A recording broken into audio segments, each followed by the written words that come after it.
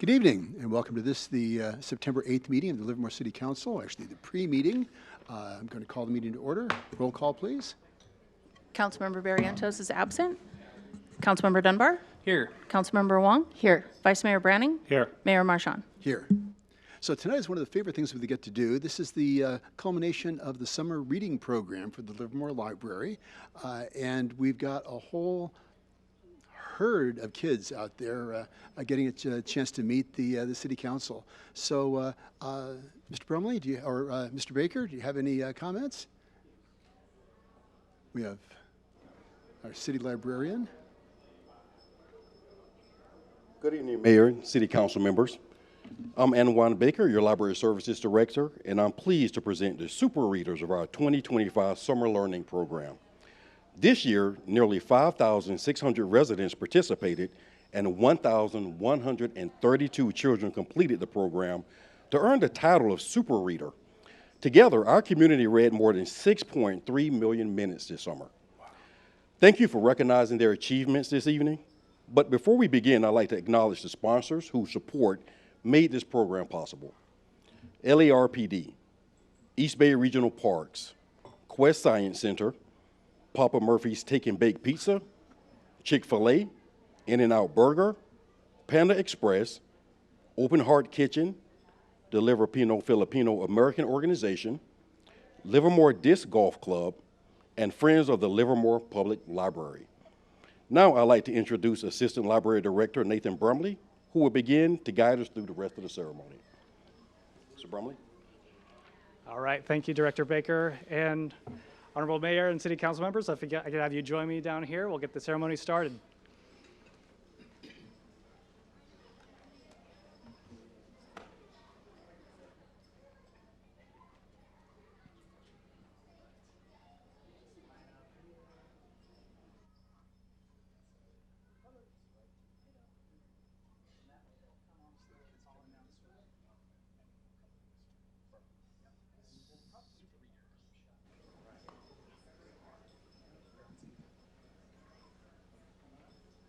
All right, so starting with our very first super reader here today, we have Noah Huang. Noah, congratulations. Come on through here. So,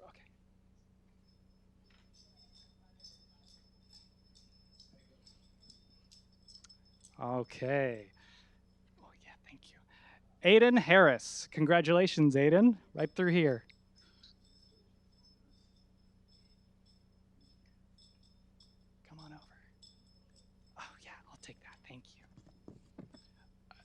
Asir Todd. Congratulations, Asir.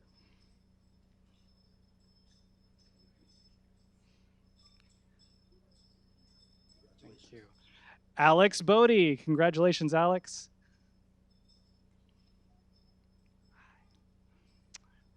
Esme Lockhart. Congratulations, Esme. Thank you. Come on up. Hi. Oh, I'll shake your hand too. Thanks, Miles. Miles McLean, come on up, Miles. Right this way. And we have Ivy Lynn McLean. Congratulations. All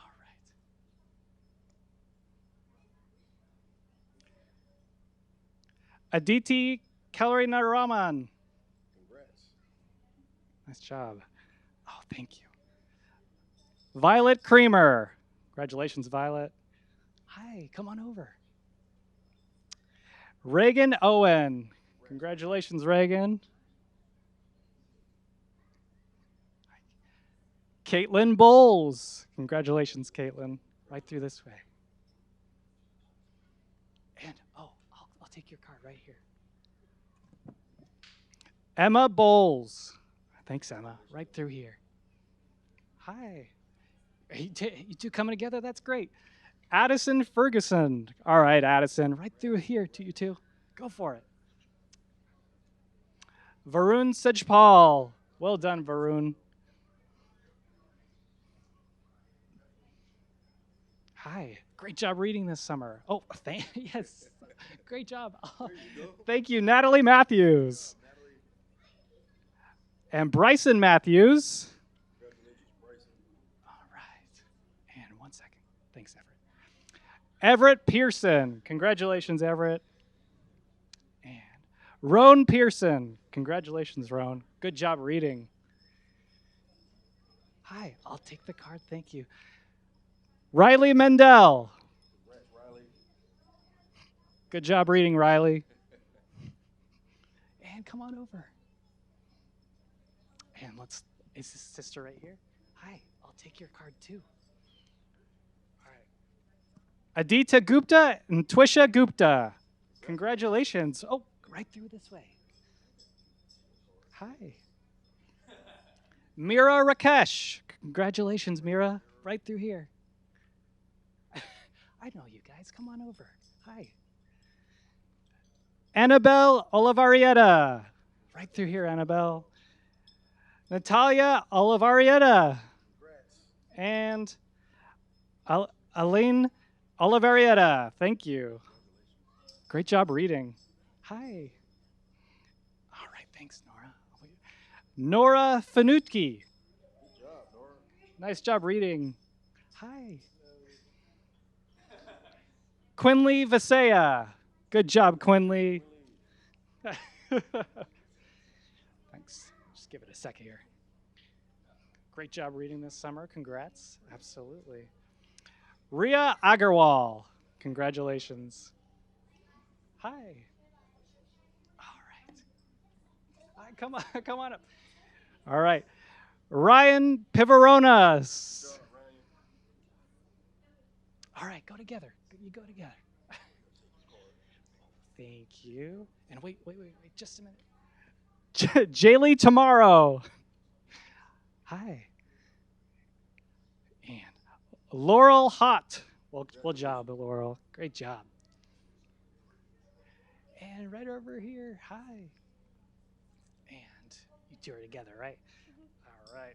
We have Raylan Olson and Wyatt Olson.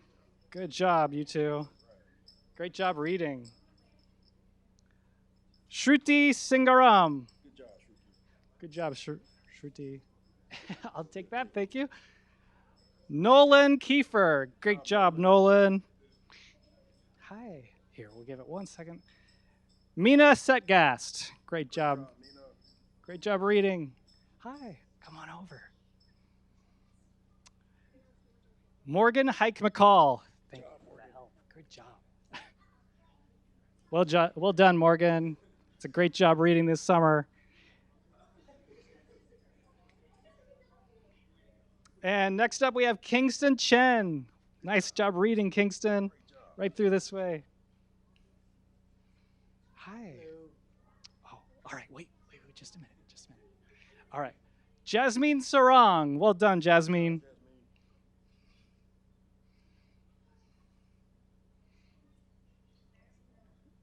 All right. Harshit Reddy Pamura. Great job reading this summer.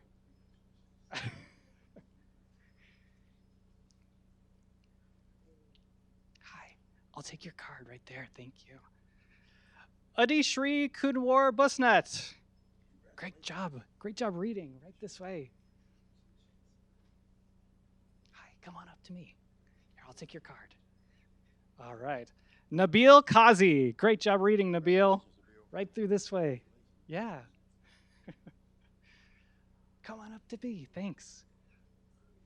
All right, we have Owen Evans. Congratulations, Owen. Right this way. And thank you. Dean Evans. Great job reading over the summer, Dean. All right. Then we have Ragini Sanchez. Good. Oh, Rajani Sanchez. So sorry, Rajani. But great job reading over the summer. Oh, right over here. Come on up. All right. Ella Johnson. Congratulations, Ella. All right, right this way. Come on up. All right. So, Amrita Das. Congratulations, right through there. Kyra Das. And Maya Das. All right, congratulations. Nice job over the summer, everybody. Great job reading. Hello. We have Jeswin Shanchu. Good job reading, Jeswin. Right this way. Hi. All right. Reagan Crossley. Thanks, Reagan. Nice job reading over the summer. All right. Got it right here. And Juliana Best. Nice job reading, Juliana. Right this way. Come on over. All right. And we have Charlotte Antonio. Congratulations, Charlotte. Yeah, head on through. Hi. All right. We have Giacomo Sangorgio. Good job. Good job reading. Hi. Come on over. I'll take your card. They had to cross it off because someone accidentally did. Oh my gosh. Well, that's okay. We've got David Petra. Good job reading, David. Right through this way. All right. Thank you. All right. Leher Talwar. Right through this way. And Arush Yadav. Good job, Arush. Right through this way. All these great summer readers. All right. Come on up. Thank you. I'll take your card. You're just going to walk this way when I announce your name. Madison Harper. Congratulations, Madison. All right. It's looking sharp over here. Look at this. All right. I'm just going to wait just a minute. Thank you. Jordan Wallace. Good job, Jordan. And Taylor Wallace. Nice job, you two. Good job reading. Hi. We're just going to wait just a second. All right. Maya Ramos. All right, Maya. Good job reading over the summer, Maya. All right. I'll take your card. Stella Thiel. Great job reading, Stella. Right through this way.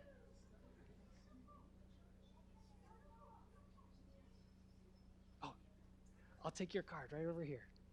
Hello. Thank you. Congratulations. Oh, right over here. Right over here. Ronan Ornelas. Good job. Good job, Ronan. Right through here. Shake everybody's hand. Good job. Good job. All right. Thank you. We're just going to wait just a second. And Mohammed Shirzai. Good job. Right through this way. Safa. Congratulations, Safa. We have Husna or Husna. Congrats.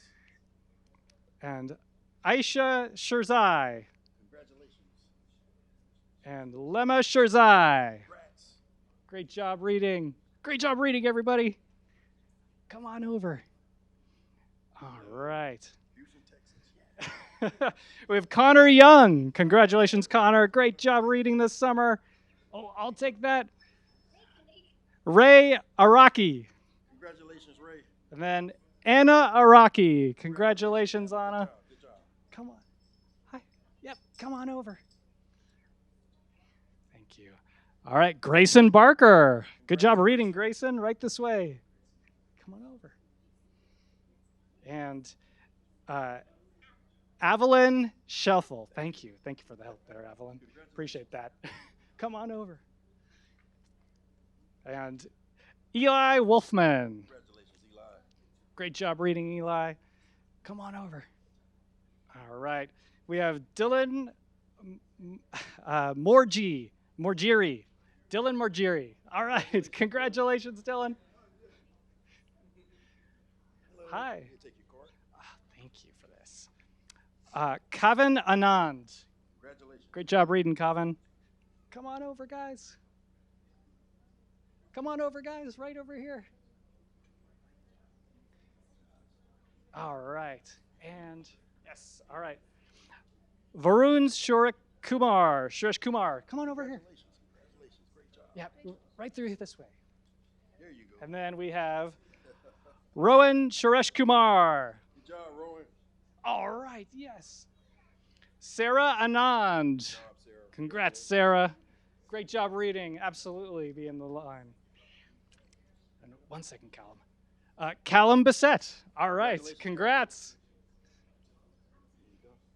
I'll take your card. Thank you.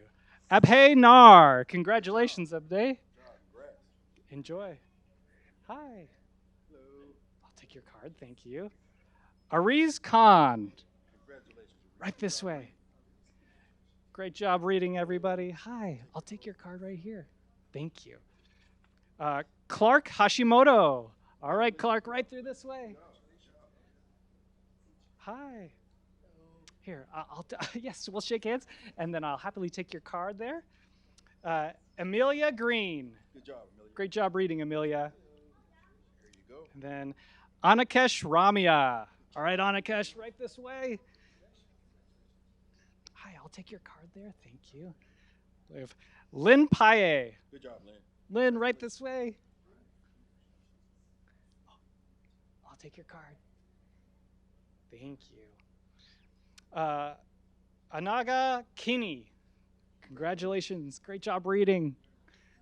Great job reading over the Kushagra Jidya. Right this way. Yes, you're welcome.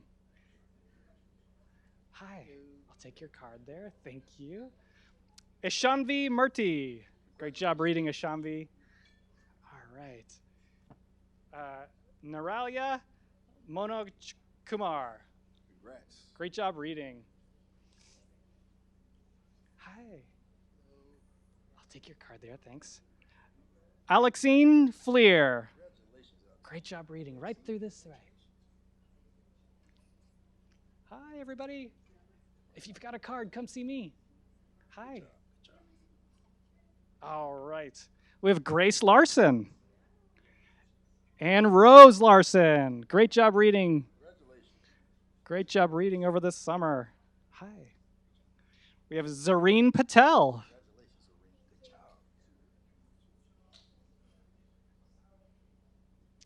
Come on up, guys. All right. Thank you. Oh, thank you. Cairo Barton. Great job reading, Cairo. Right through and then we have Rory Barton. Great job, Rory. Right that way. And then, let's see. We have Everett Stackhouse. All right, Everett. And then Adeline Stackhouse. Right this way.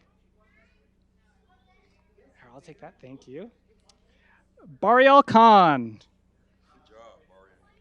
Hi. Hello. Take your card. Thank you. Galilea Sanchez. Right this way. Great job reading over the summer. I'll take the card. Thank you. Follow me right up here. And then Arav Krishnan. Congratulations. Right this way. Oh. Vedant Krishnan. Sorry. There's another name down there. Right that way. All right. We have Caleb McWhorter. Congratulations, Caleb. Good job. Right this way. All right, I'll take this. Thank you. Callista McWhorter. Congratulations. I'll take that. Thank you. Jay McCullough. Hi. I'll take your card. Dhruv Alamseti. All right, Dhruv. Right this way. And then Arav Alamseti. Excellent. Hello. Benjamin Prentice. Great job reading, Benjamin.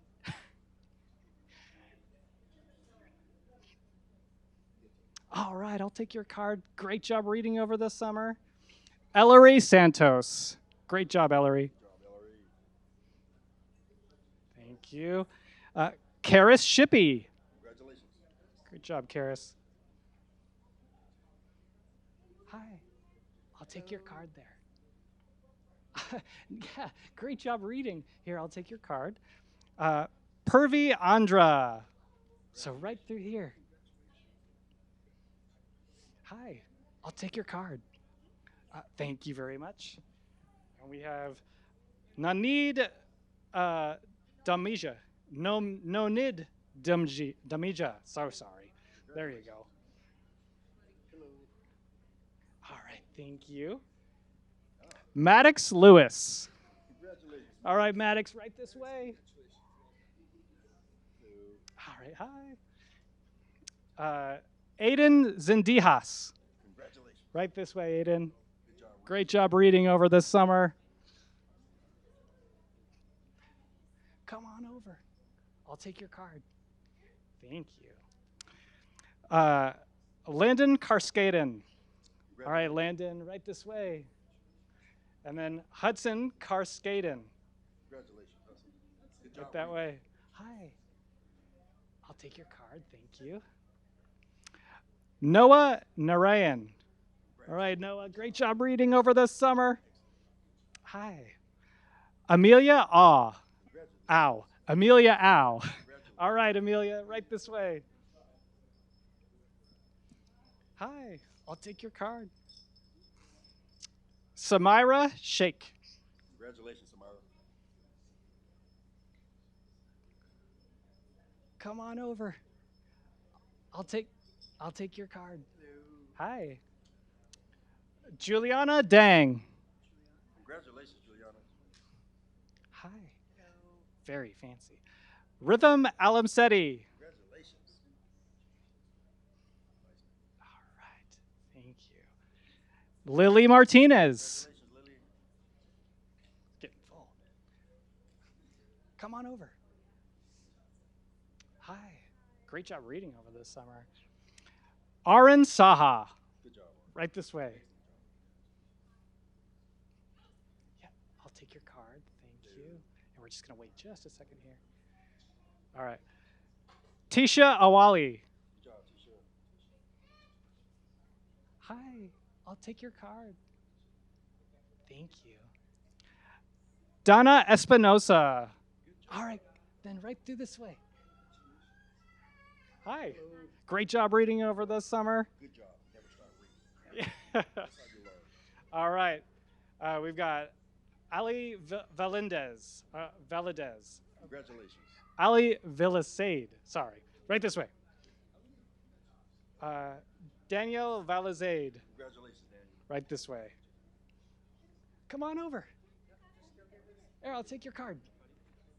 It's okay. Does somebody want to come? All right, sure. Good job. All right. We have Aiden Murashige. Congratulations. Right this way, guys. Congrats. Congrats. He'll take your card. Hi there. All right. So we're just going to give it 1 second here. And Mia Sandrea. Good job, Mia. Great job reading. So right over here, I'll take those cards. Hi. Great job reading over the summer. Yes, let me open this. Nova Cafe Good job. and Evany Cafe. Avani Cafe. So sorry. Right through this way. Great job reading. Hi. So we've got Urvi Dorbala and Pronounced Unvi Dorbala. Urvi Dorbala and Druv Dorbala. Right through this way. Yes. Thank you for correcting me. All right. Mata Asmani. Thank you, Mata. Great job reading. All right. Hi. Thank you. Prasha Rout. Thank you, Prasha. Right this way.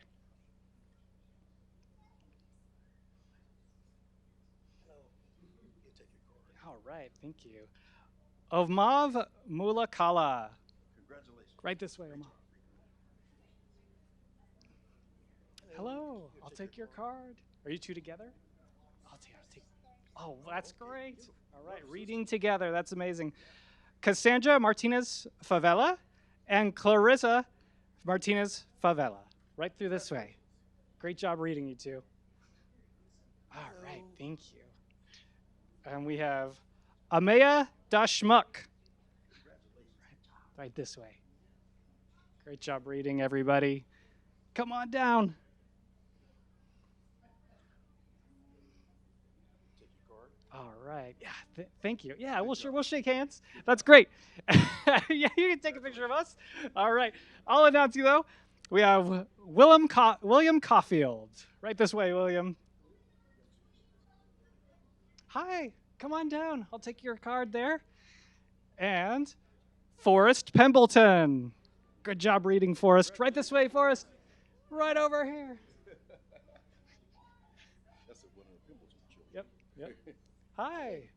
Come on down. Oh yeah. Good to see you here.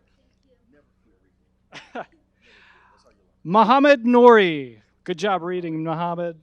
Hi. And we have Rishan Mukherjee. Right through this way. Hi. I'll take your card.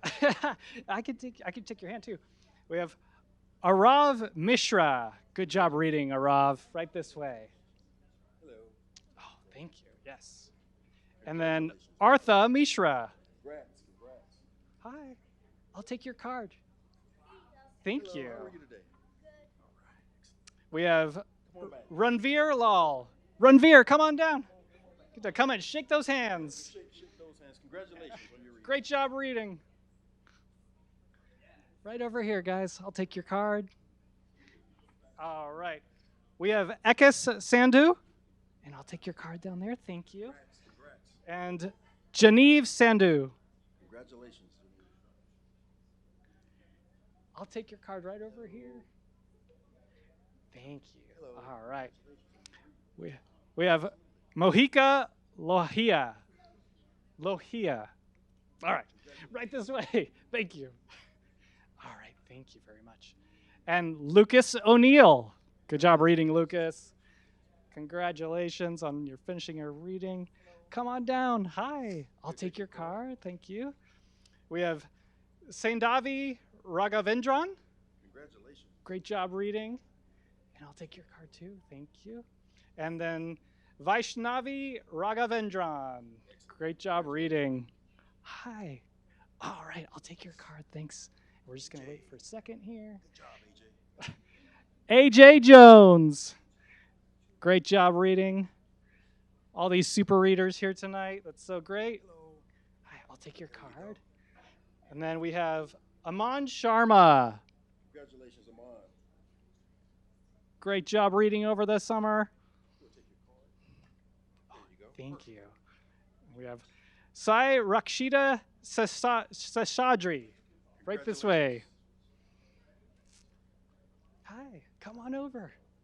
I'll take your card there. Dia Menon. Great job reading, Dia.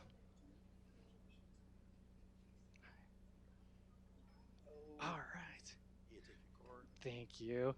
Mateo Zavala. Great job reading over the summer, Mateo. Hello. I'll take your card right here. Thank you so much. Sunea Hobson. Sunea, right this way. Down this way. Great. And then I'll take your card here. We have Rohan Hobson. Good job. So right through here, Rohan. Here you go, Rohan. All right. We have Kritwin Hari Krishwan. Congratulations. Good job. Great job reading over this summer. And then come on over here. I'll take your card. Excellent.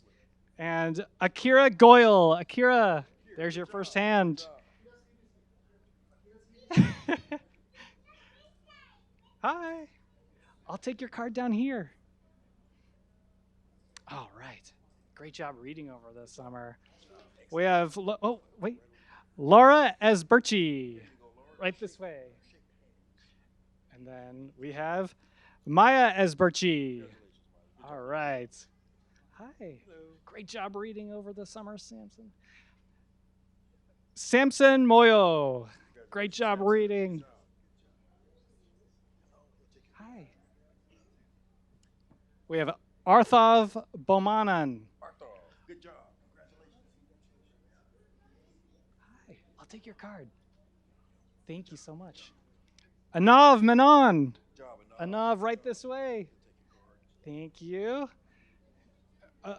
Avyan Chethan, right this way.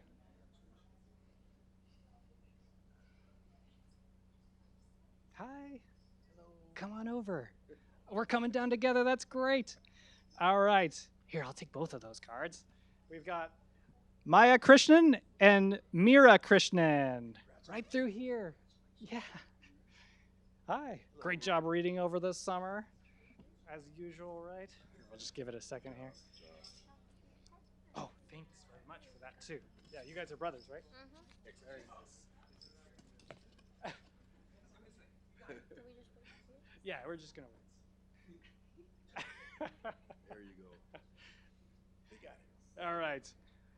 We have Eshan Modi and Siobhan Modi. All right, right through here, guys. Congratulations. Look at all those medals. Nice job. We have Ilgin Metem Ilgin Meltem Yaramis. Thank you for correcting me. There you go. And Iris Sinem Yaramis. Right through this way. Hi. Hello. Great job reading over the summer. Congratulations. Good job. All right. We have Iridiola Uluwasimo Wo. Great job reading over the summer. Oh, I'll take your card. Thank you. And Minerva Hoenzi. Good job, Minerva. Hello. And Ada Connor. Congratulations. Great job, Ada. Great job reading. We have Orion Pryor. Congratulations. Good job reading, Orion.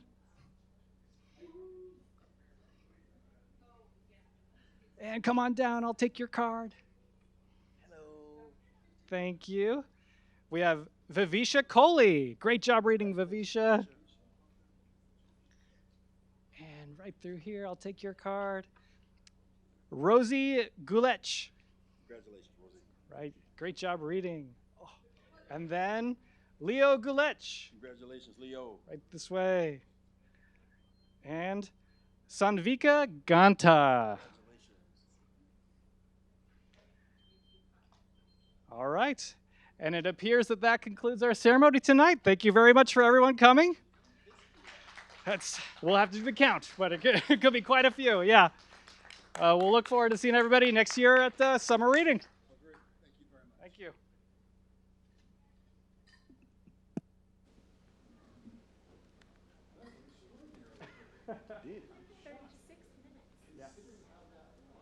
I know. Yeah. You got it done. He gets. Yeah, look at all this. All right. And so congratulations, everybody. And then go ahead and shake hands with our city council members. We have our mayor and city council members here. Great job reading, everybody, over the summer. This way. We'll get a picture here, too.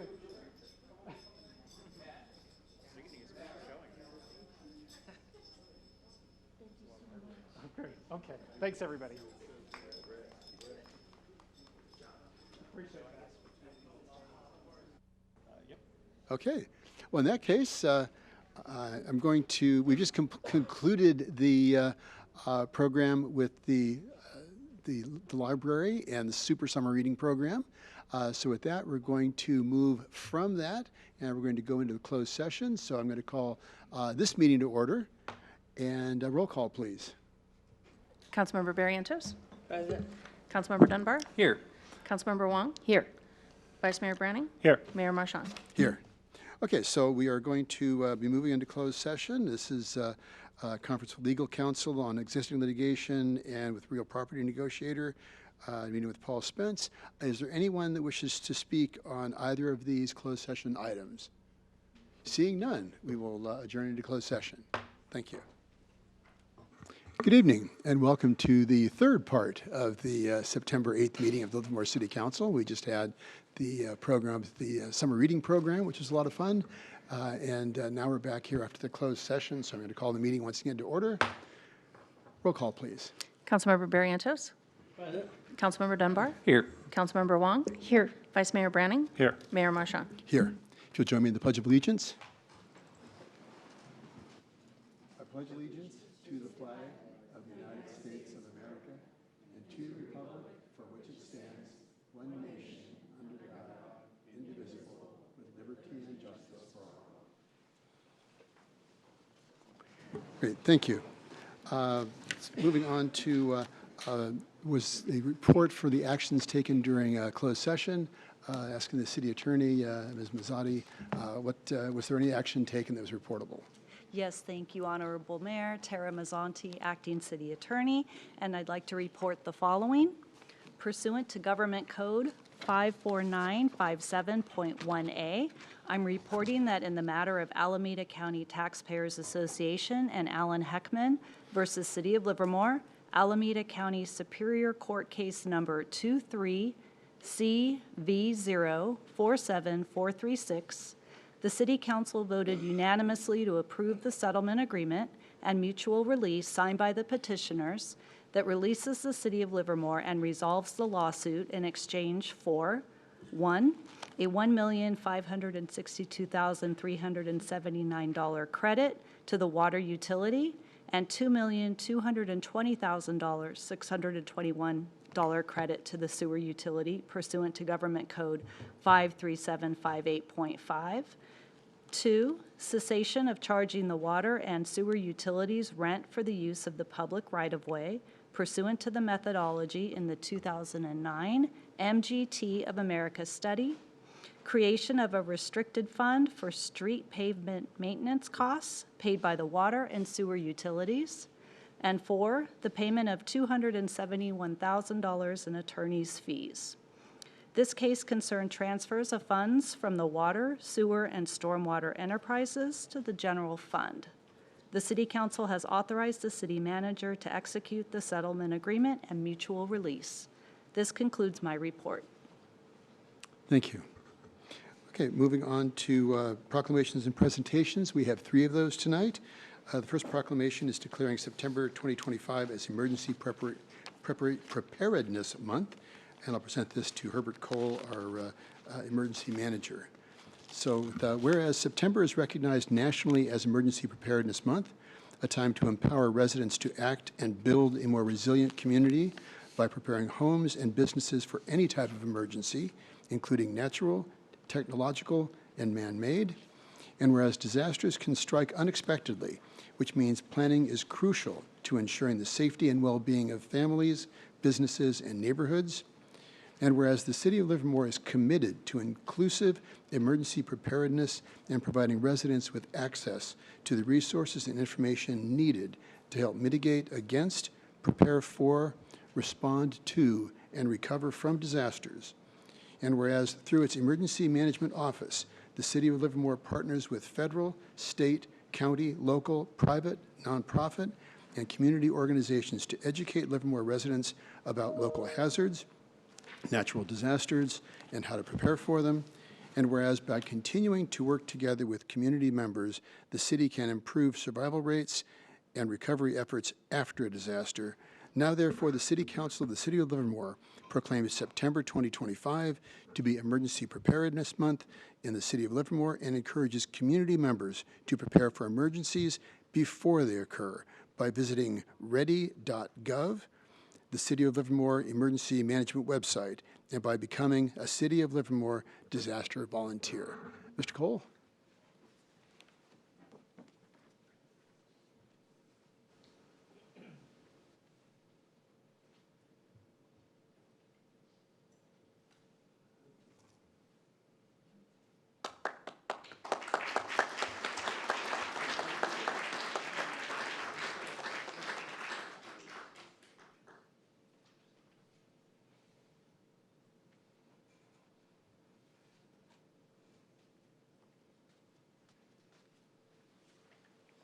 And I'd like to say that one of the main reasons that this facility was built was because of the Emergency Operations Center, which is right behind us in the William Mendenhall room.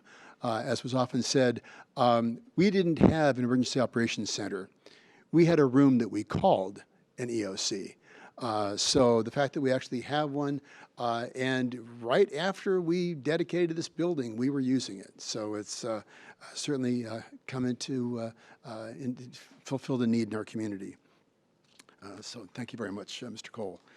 With that, we have the proclamation declaring September 2025 as Library Card Sign-Up Month. And I'm presenting this to Nathan Brumley, who we just saw with the program for the students. He's our Assistant Library Services Director. And whereas libraries serve as cornerstones of education, imagination, and opportunity, providing everything from early literacy programs to digital tools that support lifelong learning and personal growth. And whereas these vital institutions welcome all people, serving as inclusive and accessible community hubs that bridge cultures, generations, and experiences. And whereas through thoughtfully curated collections and programs, libraries reflect the rich diversity of the communities they serve and ensure equitable access to information, technology, and cultural resources. And whereas libraries fuel local economies by empowering job seekers, entrepreneurs, students, and creators with tools, support, and connections that lead to success. And whereas library resources help households save money, reduce waste, and make sustainable choices for the future through the power of shared public good. Now, therefore, the City Council of the City of Livermore proclaims September 2025 to be Library Card Sign-Up Month in the City of Livermore and encourage all residents to sign up for a library card to experience the endless possibilities it offers, from books and technology to lifelong learning and imagination. Mr. Brumley.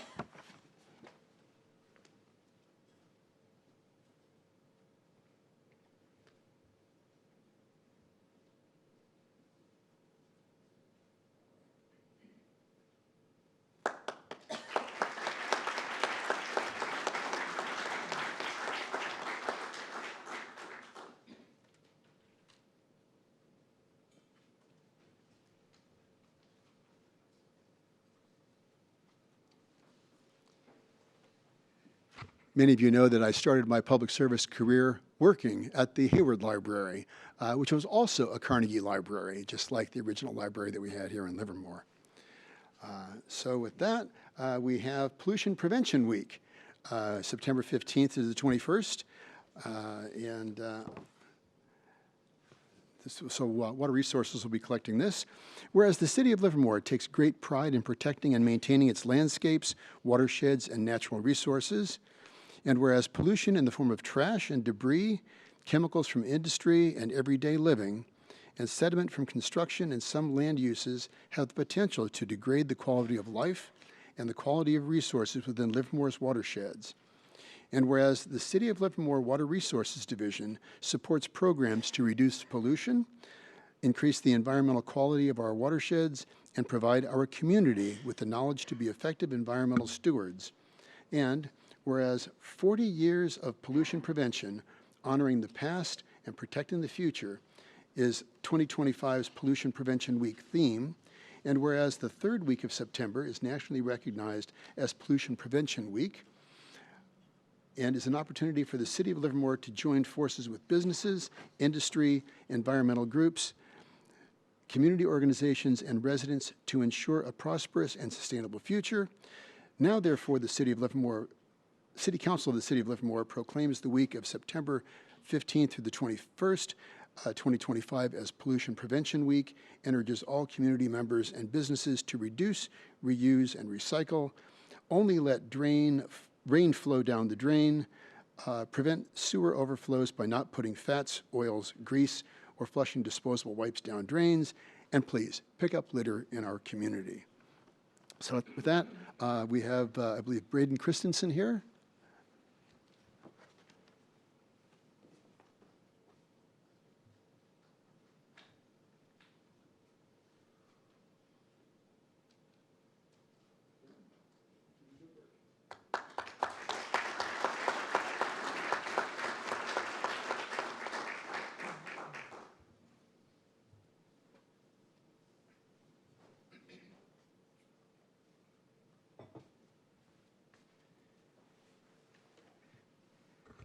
And a lot of you may know that I spent my earlier part of my career on both sides of the pipe. I worked in oceanography first, then the wastewater industry, and then the drinking water industry. So literally, if it fell from the sky, I've worked with it. So thank you for the great work that you do for our community. Moving on to the open forum, the city clerk will explain how people can participate in the open forum. Thank you, Mayor. The City Council's agenda provides the opportunity for the public to participate in the meeting by addressing the City Council in the following ways. For non-agendized items, the public has the opportunity during open forum to address the City Council on any item of interest that is within the City Council's subject matter jurisdiction. For agendized items, the public can address the City Council on each item of business it considers when the mayor opens public comment and should be focused on that particular item. Please note, a speaker is not required to answer any questions from the City Council, and the City Council is not required to answer questions from the public. However, the mayor has the discretion to ask staff to address a speaker's comments when a council member believes it is relevant to a particular business item. When participating in tonight's meeting, one comment may be given per person per item. For consent calendar items, one comment may be given for all items on the consent calendar. If consent calendar items are pulled for discussion by the City Council, a speaker will be allowed one comment for each item pulled for discussion and a separate comment for the remaining consent calendar. To provide public comment, please fill out and turn in a speaker card found at the entrance of the council chambers. Speakers will be announced in the order received. Once public comment opens, each participant's name will be announced and their 3 minutes will begin once at the lectern. The mayor will announce the conclusion of public comment period after comments have been voiced into the record. Thank you, Mayor. Okay. Do we have anyone who has signed up for the open forum? Yes, sir, we do. The first speaker is Greg Scott, followed by Connie Copps.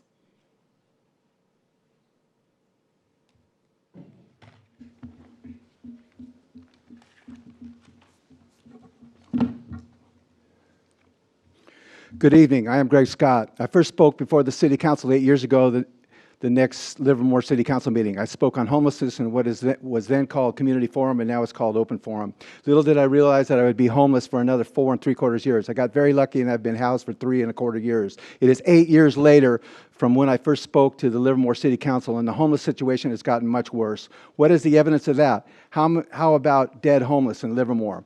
Homeless Vincent Cawley was reported found dead in a Livermore Arroyo last May. What happened there? Who was Vincent Cawley? A week before that, last May, homeless, senior, disabled Sherry Rose Coleman was reportedly found dead by the Nation's Restaurant here in Livermore. What happened there? Who was Sherry Rose Coleman? Rose Coleman camped behind the Trader Joe's and was told she couldn't camp there anymore. Where was she supposed to go? It was reported that Rose Coleman said she didn't go to Vineyard 2.0 temporary shelter because she was too disabled to get on top of a cot. Who speaks for the dead homeless? How many homeless have died in Livermore in the last year? How many homeless died in the year before that, and the year before that? I have known a number of homeless that have died and been acquainted directly with some of them, all of which are a small fraction of the homeless that have died in Livermore. Another factor making homelessness worse is the sweeping of the homeless camps. Only a small fraction of these displaced homeless receive shelter. Where are these homeless supposed to go? I asked this question 8 years ago in my first City Council meeting here.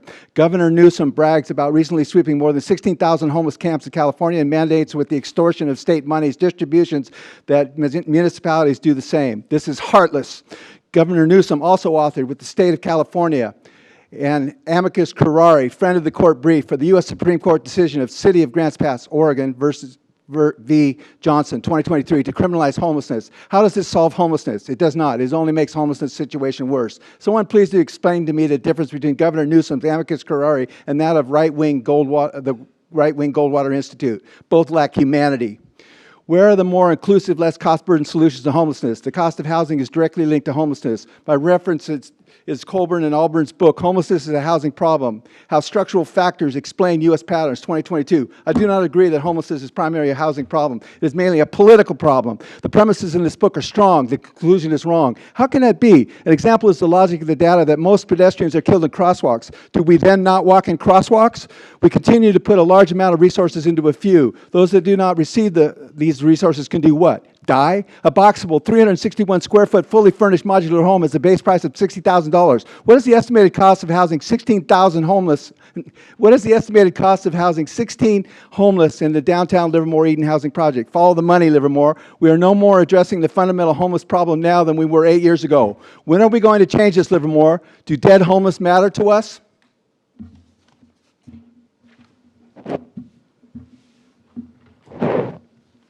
The next speaker is Connie Copps.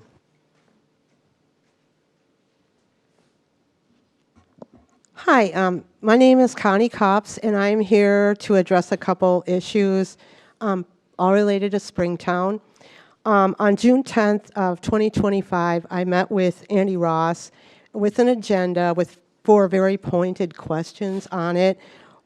He said he would do research on them in 2 weeks and get back to me. At that meeting, I asked if I could tape the meeting because I like to try to, it helps me keep things straight. And I have a lot on my plate at all times. I thanked him for meeting. Since he did not allow me to tape it, I wrote notes on the meeting that we had and a couple other issues elaborated in conversation. But my main goal was to stick to issues and have a paper trail of that. Back out of this meeting, when he saw me walk in today, he assured me that he was still working on this and he would get back to me. However, business has transacted in that area.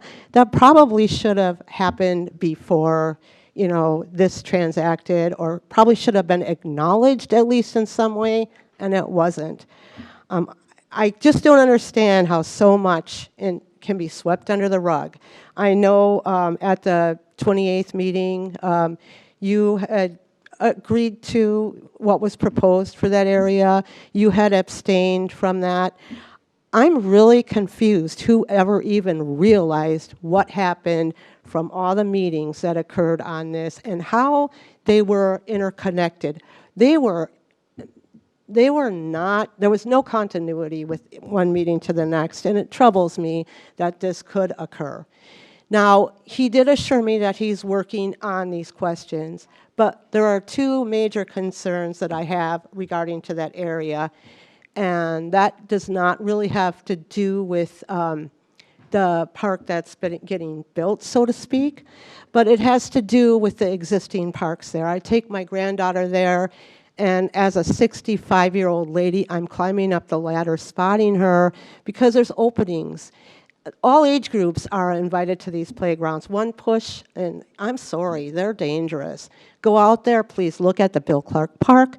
Go out there and look at Marlin Pound Park. I don't know when they changed, because when I took my children there as kids, they were pretty safe. I am so disillusioned that our government works the way it says it works, because I've been talking to you guys a lot about a lot of things, and I've continually get dismissed. Again, 4 pointed questions I asked him regarding that area and follow-up. I really would appreciate it. This has just gone too far, and it's wrong. That concludes open forum. Okay, that's the end of it. So a couple of comments. I have to address Mr. Scott's comments about the homelessness. This is extraordinarily difficult problem. The state basically prohibits cities from raising funds to address homelessness. Prop 218, you have to have a direct nexus, and it's very difficult. What I find particularly agonizing is the fact that I can name 5 people who are experiencing homelessness that did die on the streets of Livermore that all had family here. They had family here, but the family could not lift them up. And if the families can't lift them up, what hope does a municipal bureaucracy have that can't raise the funds to address it?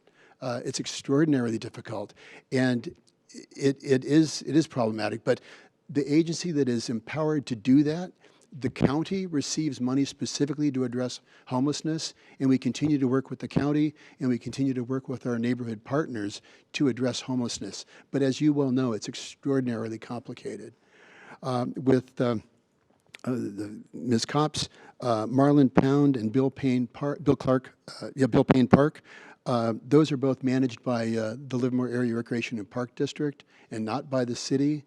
So if you have concerns about those 2 parks, address those with the Park District, because Bill Payne and Marlin Pound are managed by LARPD and not by the city.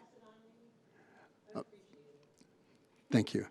Okay, moving on to, I'm going to close the open forum, bring it back to the council. We have the consent calendar. Is there anything, would you have anyone that wishes to speak to council to consent? Yes, sir, we do. Larry Goslin?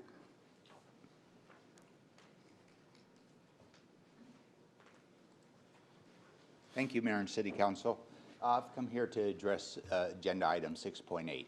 Agenda Item 6.8 is a request for the city to approve a memorandum of understanding regarding the use of Dolan Preserve as a mitigation resource in one particular section.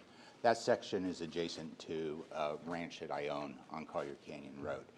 That ranch that I own and my family owns with me has been collaborative with East Bay Regional Park District to develop a trails resource for the neighborhood. And by a neighborhood, I mean the rural neighborhood as well as the neighborhood that extends to Interstate 580 in the Isabel neighborhood.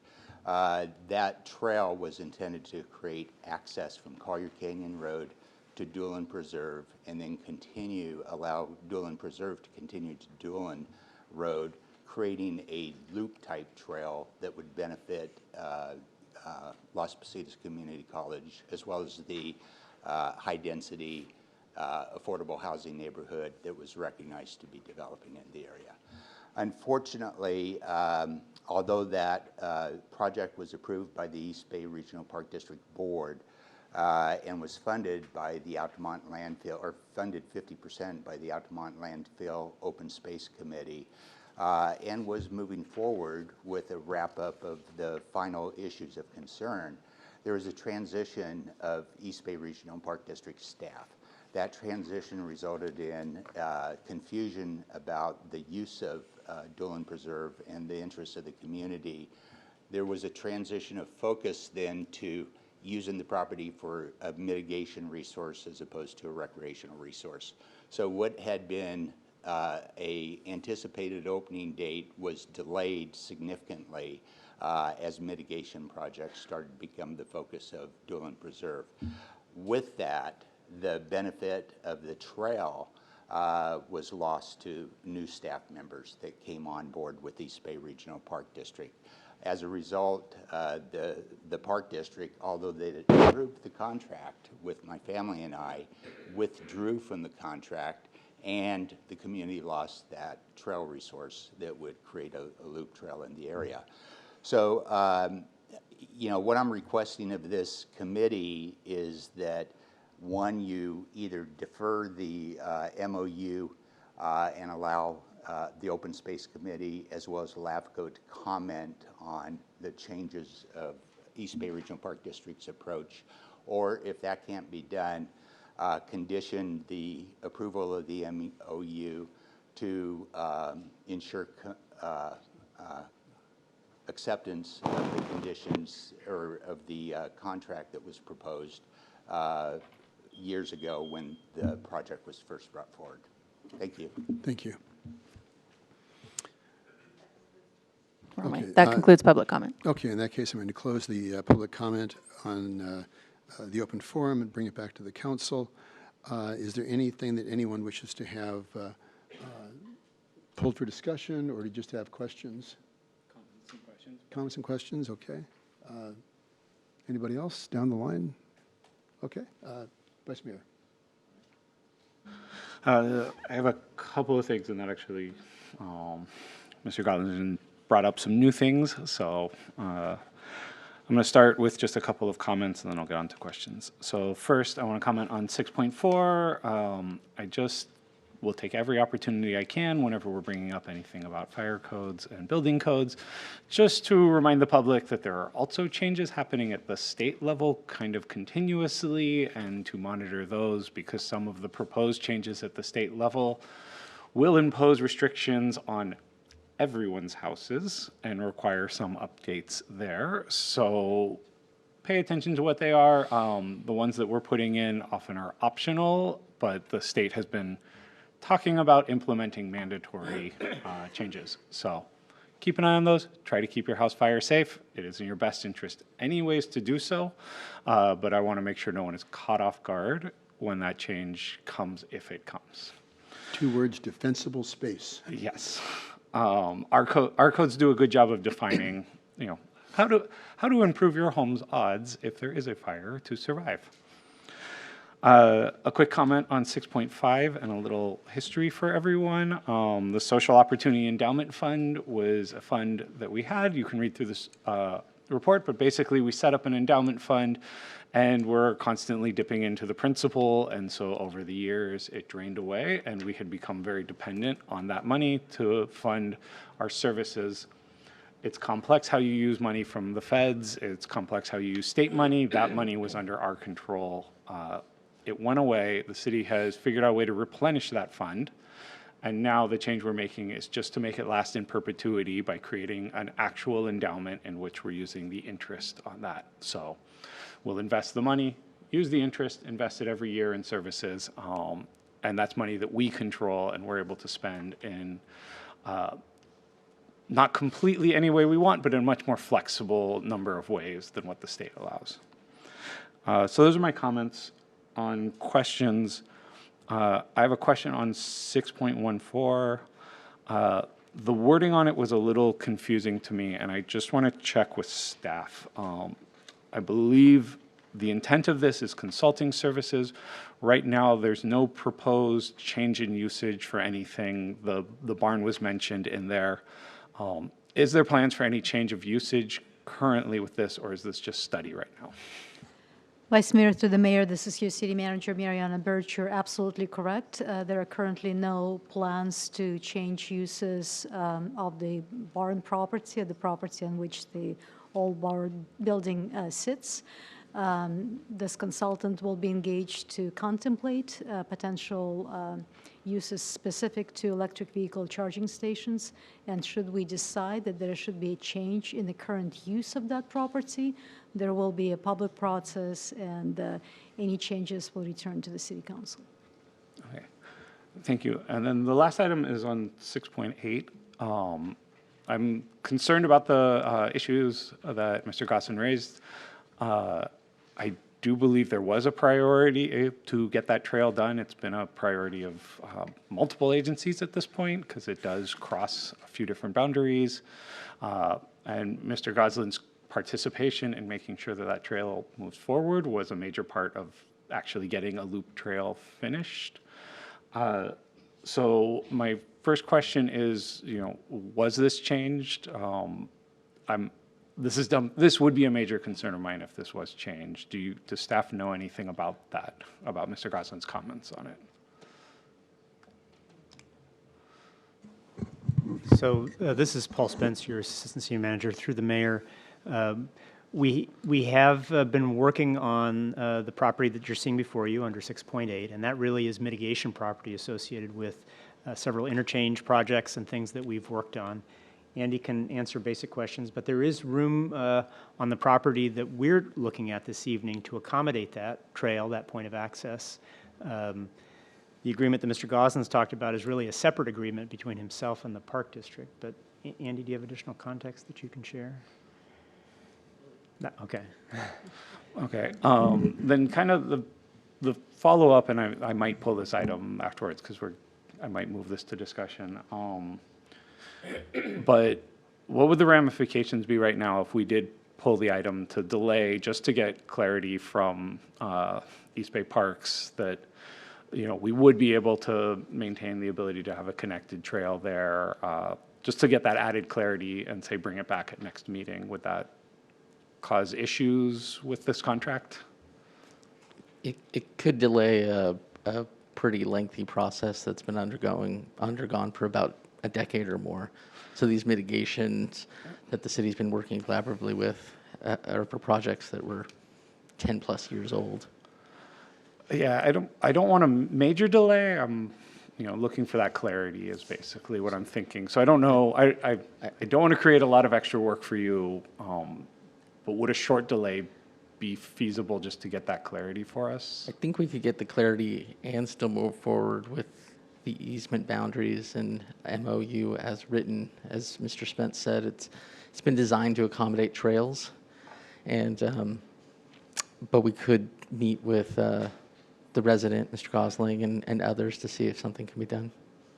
Okay, so then I suppose not as a condition, because it is staff work, but making sure that those conversations happen with Mr. Goslin and make sure they happen with East Bay Parks. That trail is a high priority trail and high priority usage. So I want to make sure that that happens and the terms for Mr. Goslin's usage are honored to the best of our abilities. As I understand, the agreement, we have an agreement with East Bay Parks, and what's yet to be negotiated is the agreement between East Bay Parks and Mr. Goslin. That's correct. We have an agreement which is before you this evening. Mr. Goslin has I think, a tentative agreement or an option with the Park District, and ultimately it's an independent agreement between those two entities. We can certainly talk between them and find out what's going on with the trail, if it's being realigned or what the proposal is. We've through the council been strong advocates for trail connectivity, so we can certainly reach out to East Bay and the property owner and bring you back a report, see what we can do. Okay. Then, yeah, consider this me putting it out in the public record for East Bay Parks and the world that I do think that's a high priority, and I want to make sure that they understand in their negotiations that is a high priority for us as a council. Then I won't pull the item for. It is resolved to your satisfaction. Okay. Any questions or comments from other council members? I'll just echo the comment there and say I want to see that moving forward. I know that this is authorization for the city manager to execute the agreement, so if anything needs to change here, you have the authority to do so, but it does say that trails are allowed within the easement of the property that we're talking about tonight, but if you can't access that property, then what use is that? So that other agreement needs to keep moving forward. So if we can lend some resources to that, Sounds that like would we be. already have one. Yeah, on this property, but if we can get the access, I'd like to see the access moving forward. So if you can dedicate some resources to that, much appreciated. Thanks. A couple questions I've got on 6.6, the L Street Garage. We're authorizing additional funding for that. I believe that we have, in the contract, we're going to be reimbursed at least some of that because the project is coming in late. Again, your Assistant City Manager, Paul Spence. Mr. Mayor, we do have requirement for each late day. There's a $2,000 penalty, so we certainly are assessing those, and we're working, your staff has been working very actively with the contractor here and all the subs to try to keep them on track and keep them on schedule. Okay, very good, thank you. Procedural on 6.9, it says there's 4 separate resolutions. Can those all be passed on a single motion? Okay, I'm seeing. Yes, sir, they can. Everybody was nodding, but nobody was saying anything. Okay, Yes, great. Mayor, that's fine. Okay, great. Also on 6.9, this is kind of interesting. There's approximately $25 million set aside between the Eastern and Western acquisition funds for the acquisition of open space. And what I think is remarkable is the Citizens for Balanced Growth, who are supposedly about open space and the community, they have actually gone on public record saying that they do not want the city to acquire additional open space. And what we're doing here is we have a commitment to protect in perpetuity open space. And this is an ongoing commitment that we have. And I just wanted to take this moment to restate that even though there may be organizations that don't support Livermore acquiring open space and maintaining it in perpetuity, that we can continue to be committed to that. So just wanted to restate that. Also in the item, there's an expenditure by the Tri-Valley Conservancy regarding studying lands east of Greenville. So is that for primarily lands that would be appropriate for conservancy? Correct, sir. They're looking at lands that should be preserved through open space, that have habitat value or other conservation values that are good for vineyard crops or the like. Okay, and also recognizing on 6.14, this is our demonstrating our commitment to renewable energy. We're putting in over 100 EV chargers for the city's fleet. So it shows we're continuing to pursue renewable energy and continue to be committed to that. So with that, those are all of my questions. Councilmember Dunbar. I just had two things I wanted to highlight. One, very great work on staff's part for 6.12, saving money for base repairs with other projects going on along in the area for roadway. And I also wanted to call out regarding the fleet replacement of new trucks, that we made the old trucks last well in excess of their rated time. So we're spending the money efficiently. Very wisely, and certainly appreciate the staff's efforts on that. So with that, any further comments? With that, I'd entertain a motion for the consent calendar. Move approval. Sorry. Go ahead. But we will pull 6.1. Yes, sir. Because there's nobody up here that can vote on 6.1. Yes, sir. So As we'll the pull city clerk, I'll pull the attest to those. Comments on the minutes. So with that, we're pulling 6.1, so everything else is the motion to be made by Councilmember Dunbar. Move approval of 6.1 through 6.17. Sorry, Minus 6.2 to 6.17. Excuse me. Is there a second? Second by Vice Mayor Branning. Any discussion on the motion? All in favor? Aye. Aye. Any opposed? Any abstentions? Passed unanimously. And now moving on to the main event, we have 7.1, a public hearing on Pacific Fusion.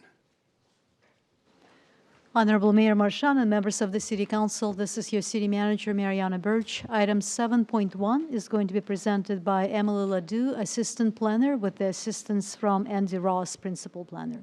Thank you, Mr. Mayor.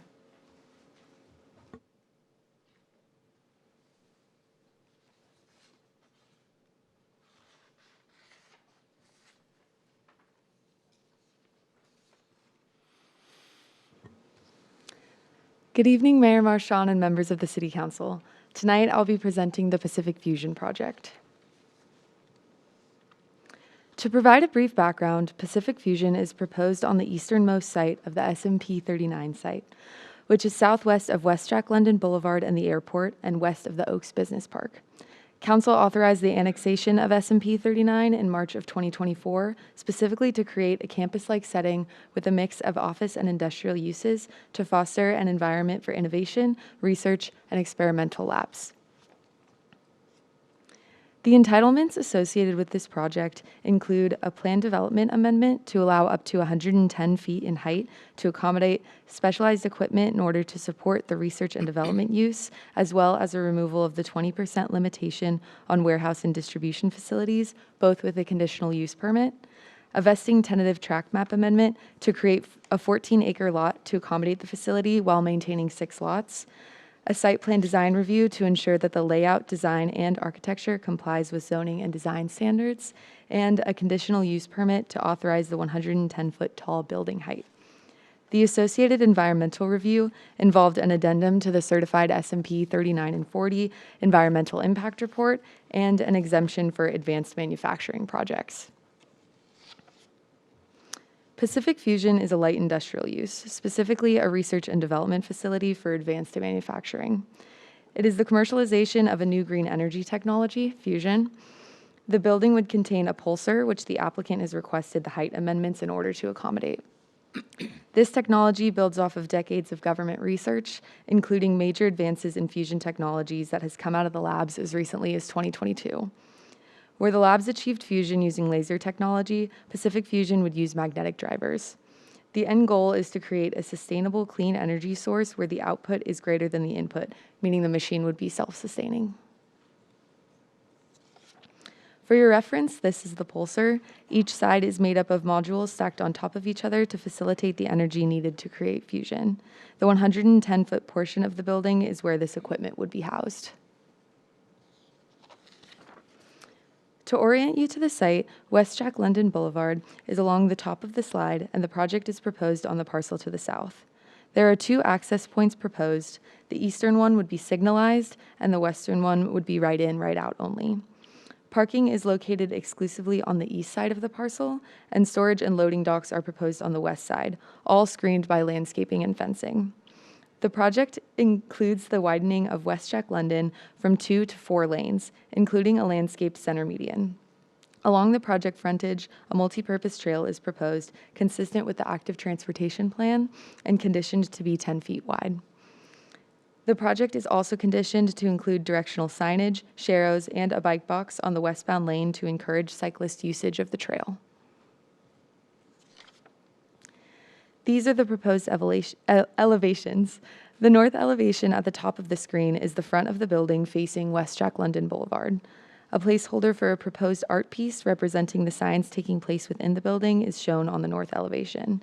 This is conditioned to be approved by the Arts Commission during post-entitlement review and would satisfy the public art requirement.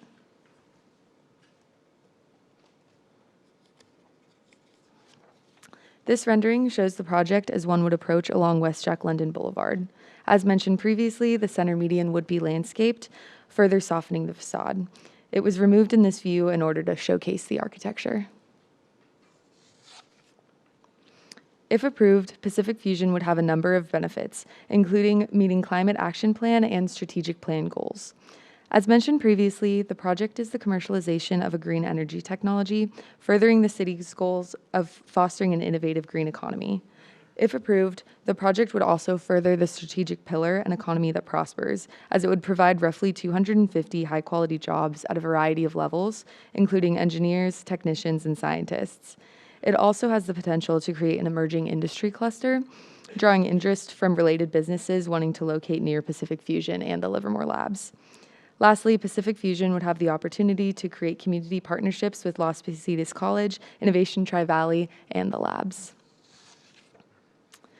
Pacific Fusion is considering multiple locations for this facility. Therefore, in addition to the project entitlements, staff is seeking council authorization to negotiate an economic incentives package to make Livermore more competitive compared with lower cost locations.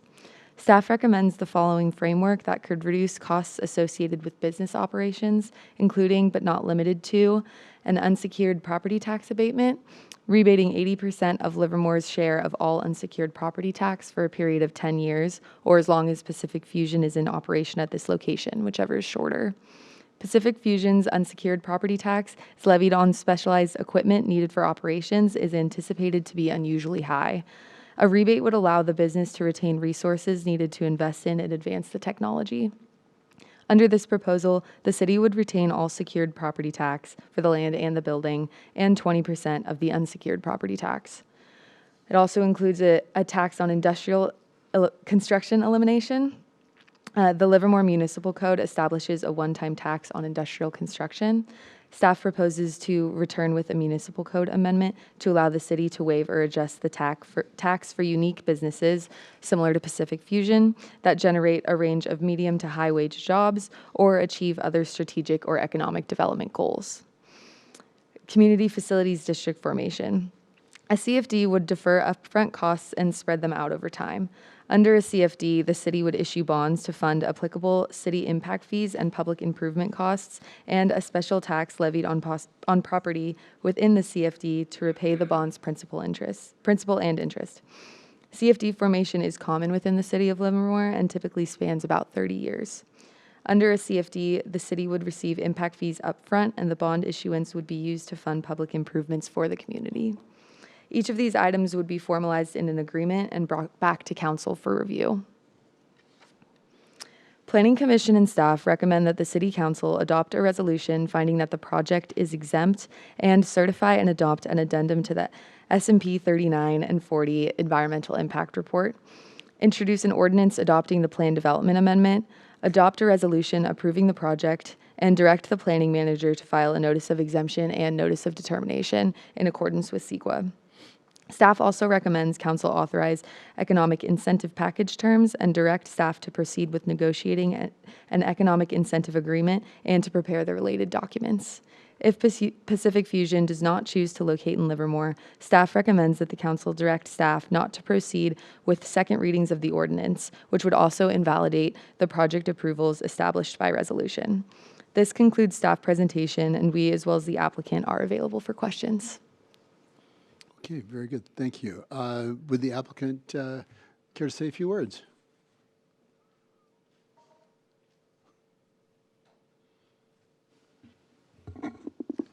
Yeah, thank you for the opportunity, and thanks to the City Council here and Mayor for really supporting this project. I just want to take this moment to say a special thanks to the staff here. You've got an outstanding staff, and the city Brandon and Andy and Emily and Jake have done fantastic work in making sure to bring this project to fruition. I just went back in my LinkedIn and found the first message I got from Brandon in January of 2024 that actually ultimately led us here. So thank you to everybody. Thanks. Oh, good, thank you. Okay, do we have any public comment? Yes, sir, we do. The first speaker is Greg Scott, followed by Rick Stuhlen, followed by Katie Marcel.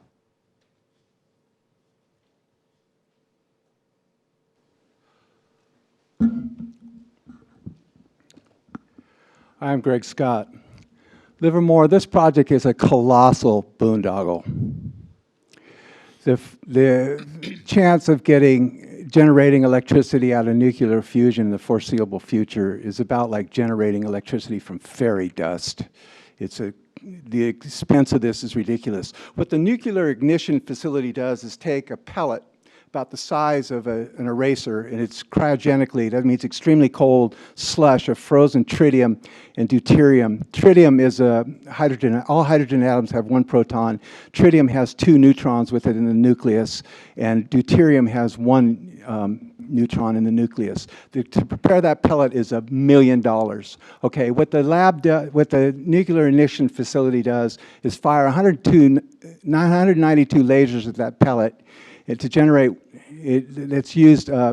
those lasers use 300 to 400 equivalent megajoules of electricity power of energy to generate 1 megajoule of energy and the technological breakthrough was getting that 1 megajoule energy to an output of 1.5 megajoules. That was a little while ago. Now the lab, and that's a miraculous technology, and the lab has it up to just over 7 megajoules now from that 1 megajoule input. The question is, what about the 300 to 400 megajoules of laser input? How do you account for that? It's a joke. Tritium. Tritium is radioactive. Calling this clean energy, that is bunk. That's one problem. And tritium goes where water goes. The question would be how much of your body is water? How much percentage of your body is water? It goes wherever water goes.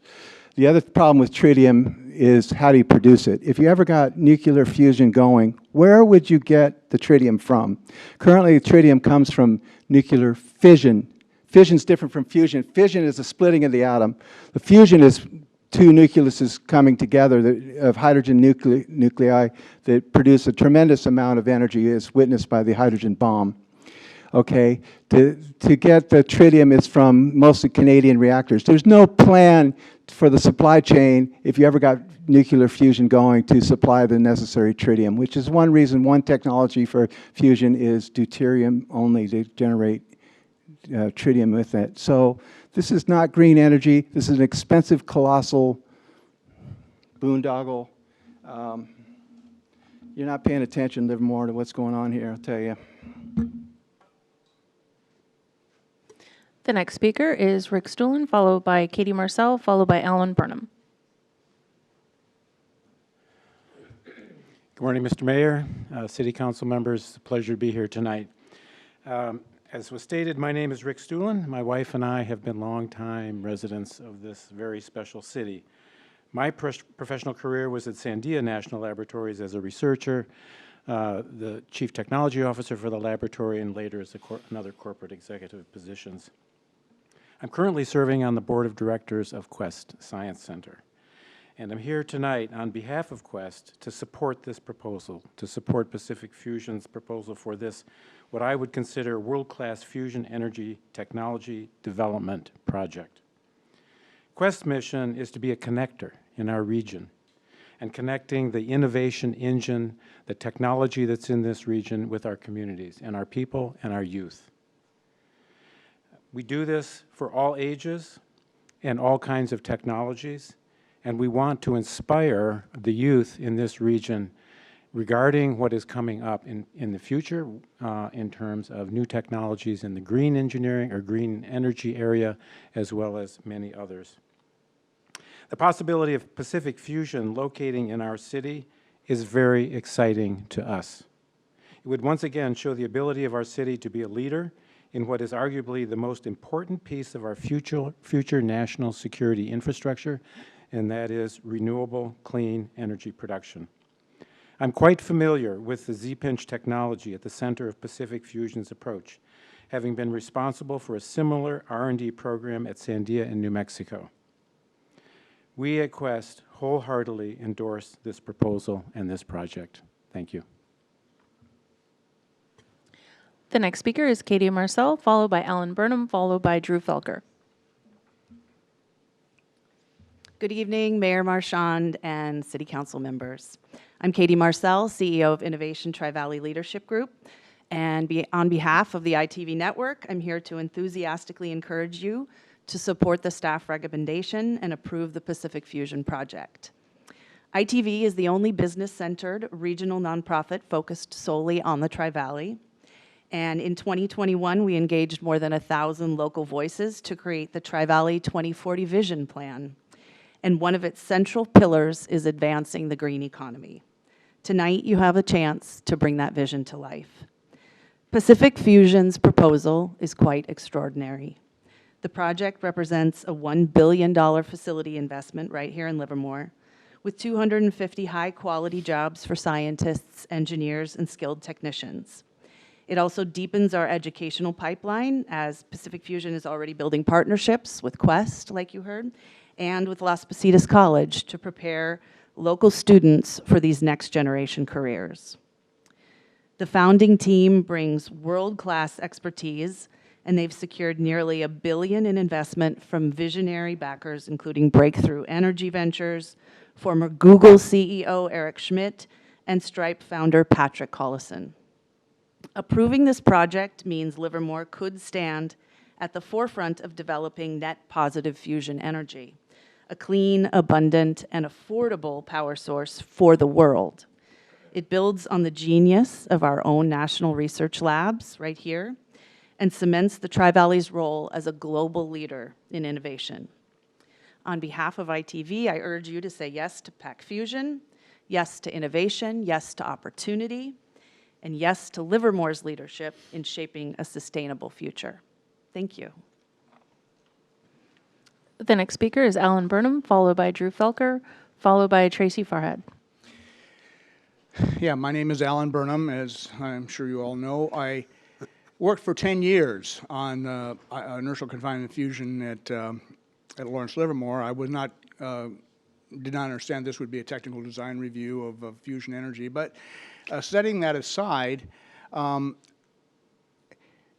this is a different concept than the laser-driven ICF at the lab. This is as Rick Stuhlen said, is more like the Z-pinch from Sandia. There's a more effective delivery of the energy to the target. The cylindrical target, I am told, is more hydrodynamically forgiving and more likely to be able to be manufactured for the high rep rates that are needed for a reactor. Even so, this is a hard job, and I don't think anybody up there should be under the illusion that this is a sure thing to be able to get fusion energy this century. I would certainly hope it would be true, and Pacific Fusion has a good chance of doing that. But I would also like to point out that this is not the only company that Livermore might be able to attract. In fact, just like you know, there was the Texas Instruments and other let me see, well, not Texas Instruments, but Intel and other companies who advance the semiconductor industry in Silicon Valley. This could be the analogous situation here, where we have more than one company looking at different approaches. As far as the safety issues, yes, there has to be a lot of care taken on the safety issues, but I would also point out to you, we happened to be spending the night in Carmel the night that the lithium batteries caught on fire down at Moss Landing. And so would you say, oh, well, since we had this battery fire at Moss Landing, we should stop installing all solar power? Well, I think from the other vote tonight, that was not your conclusion.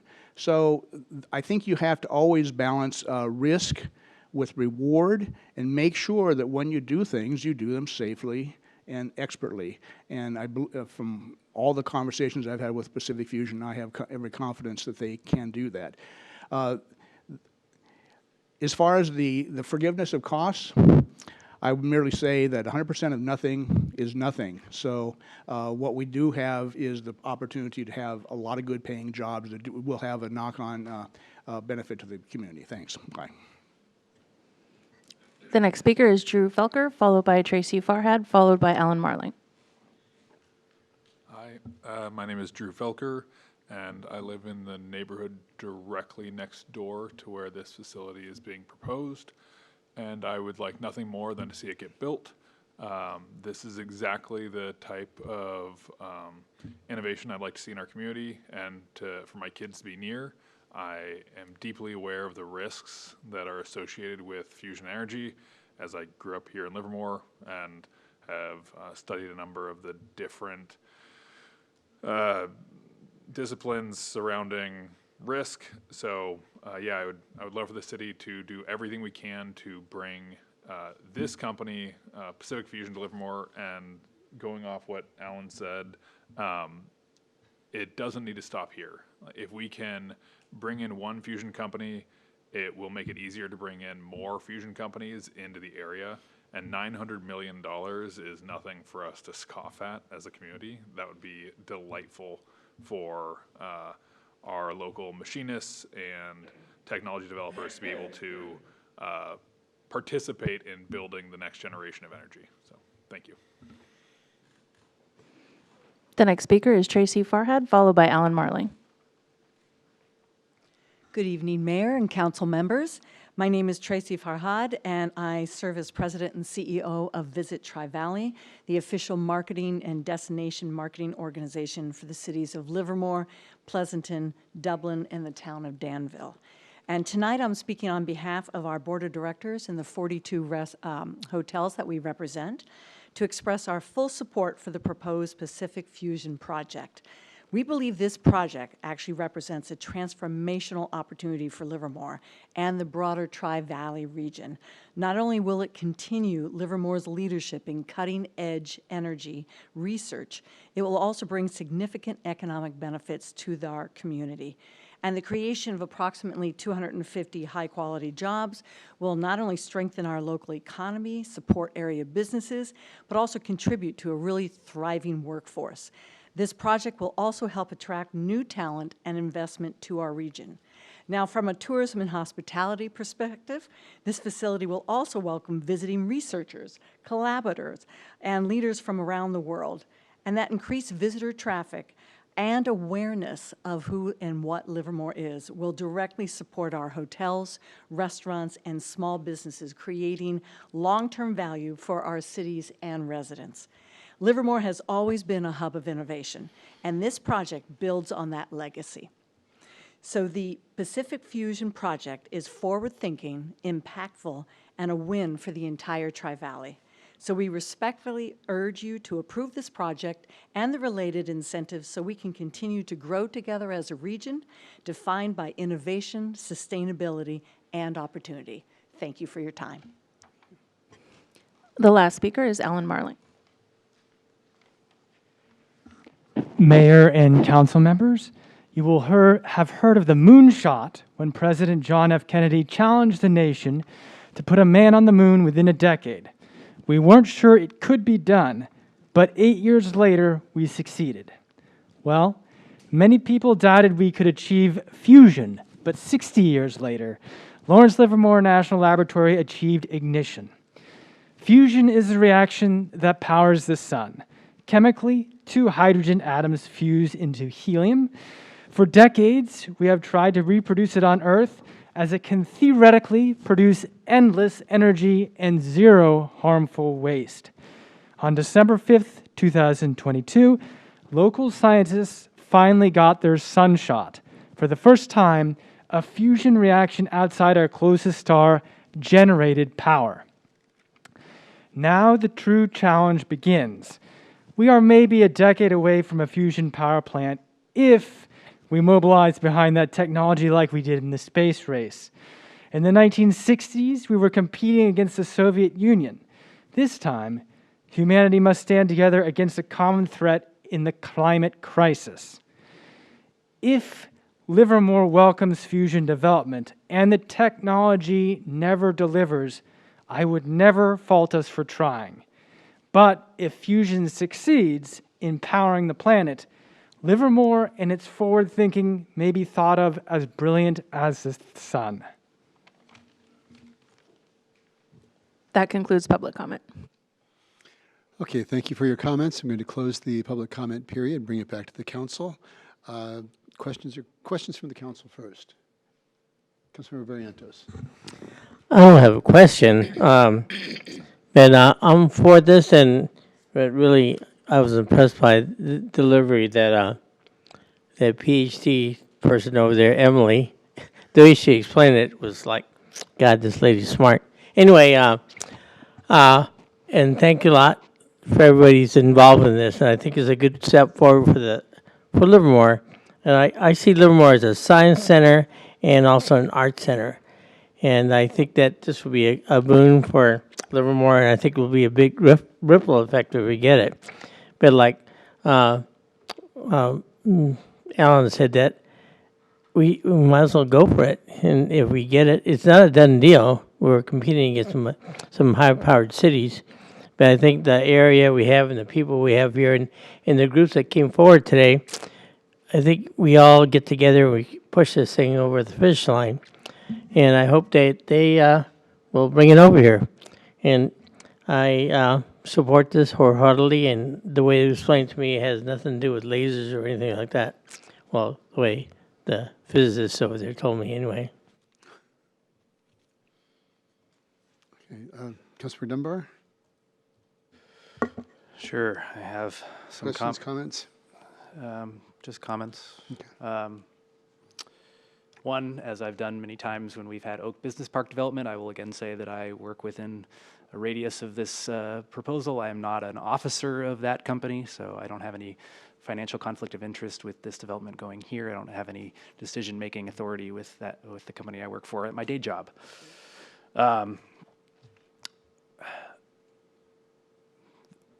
As was said by Mr. Felker, as you grew up here in Livermore, we've been doing similar work here for some time. We've been firing lasers at these things and knowing how to deal with them. I think we have experts both in this field and within the state that know how to deal with what we're talking about here. So I have every confidence that it is as safe as what we've been doing for many years. Some trepidation I had when we first started talking about this. We've seen other cities over-leverage themselves to get major innovation in, and I won't go over the list of ones they've done it with over-the-top incentives that they can't really afford in the long term. I don't think this qualifies. I think this is extremely reasonable. I think we've done a good job. Staff has not just jumped 10 feet, but set a world record in high jump for trying to get response to this in really good time, so very well done. That allows us to have a good shot at seeing this built here. I don't need to worry about whether the city is going to be in financial trouble if this doesn't work, and I can just sit back and support this project, hoping that it does work because of all the benefits to the world that it would have if it did.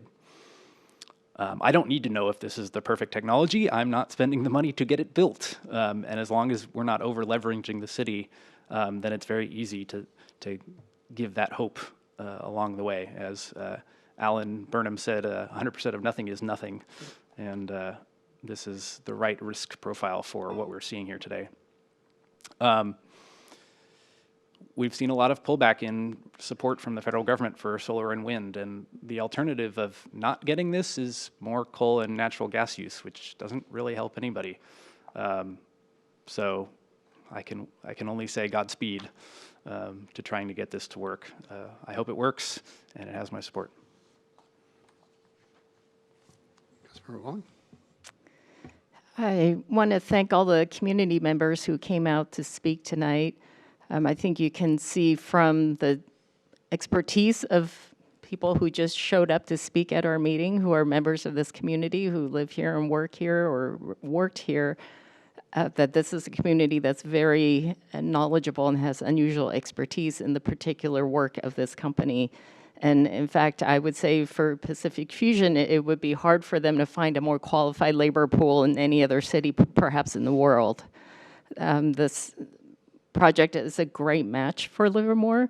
I've been on our community, our climate action committee for a couple of years, and this really serves our climate action plan very well and our focus on supporting green energy technology.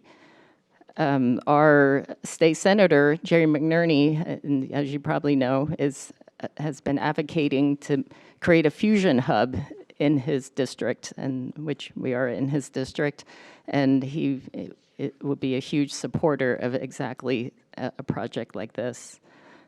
Yeah, it's really hard to think of a better match for us and for them. This will bring 250 high-quality jobs to Livermore. We have a community of experts in that, in this specific, the work of this company. So I'm also very wholeheartedly in support of this and very enthusiastic, and I'm happy to vote in support of it tonight. Vice Mayor Brennan. All right, don't zoom in on me yet. So I want to say, first of all, I'm really hyped for this project. I mean, but could you think of a better city? Our city seal has the atom on it.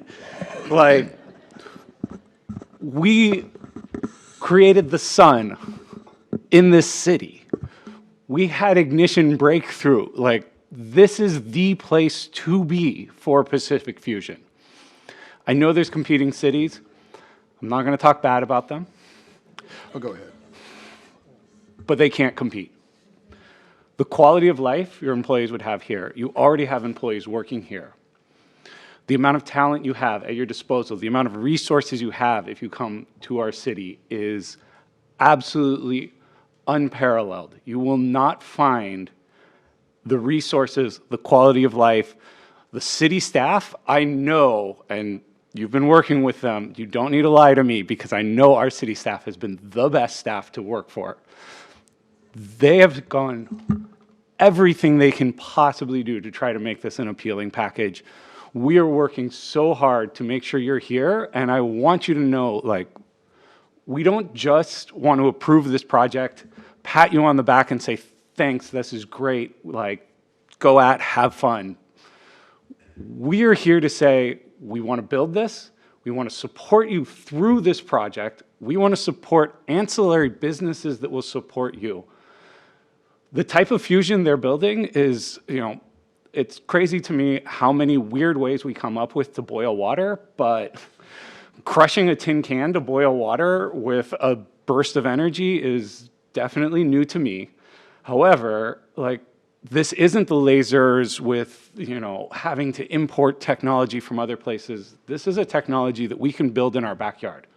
It uses really, actually fairly simple items put together in a creative way to, like I said, crush a can to create fusion. I know that's not, no one's gonna love me for technical explanations for this. However, it makes it so it's repeatable, it's sustainable, it's doable with manufacturing in Livermore.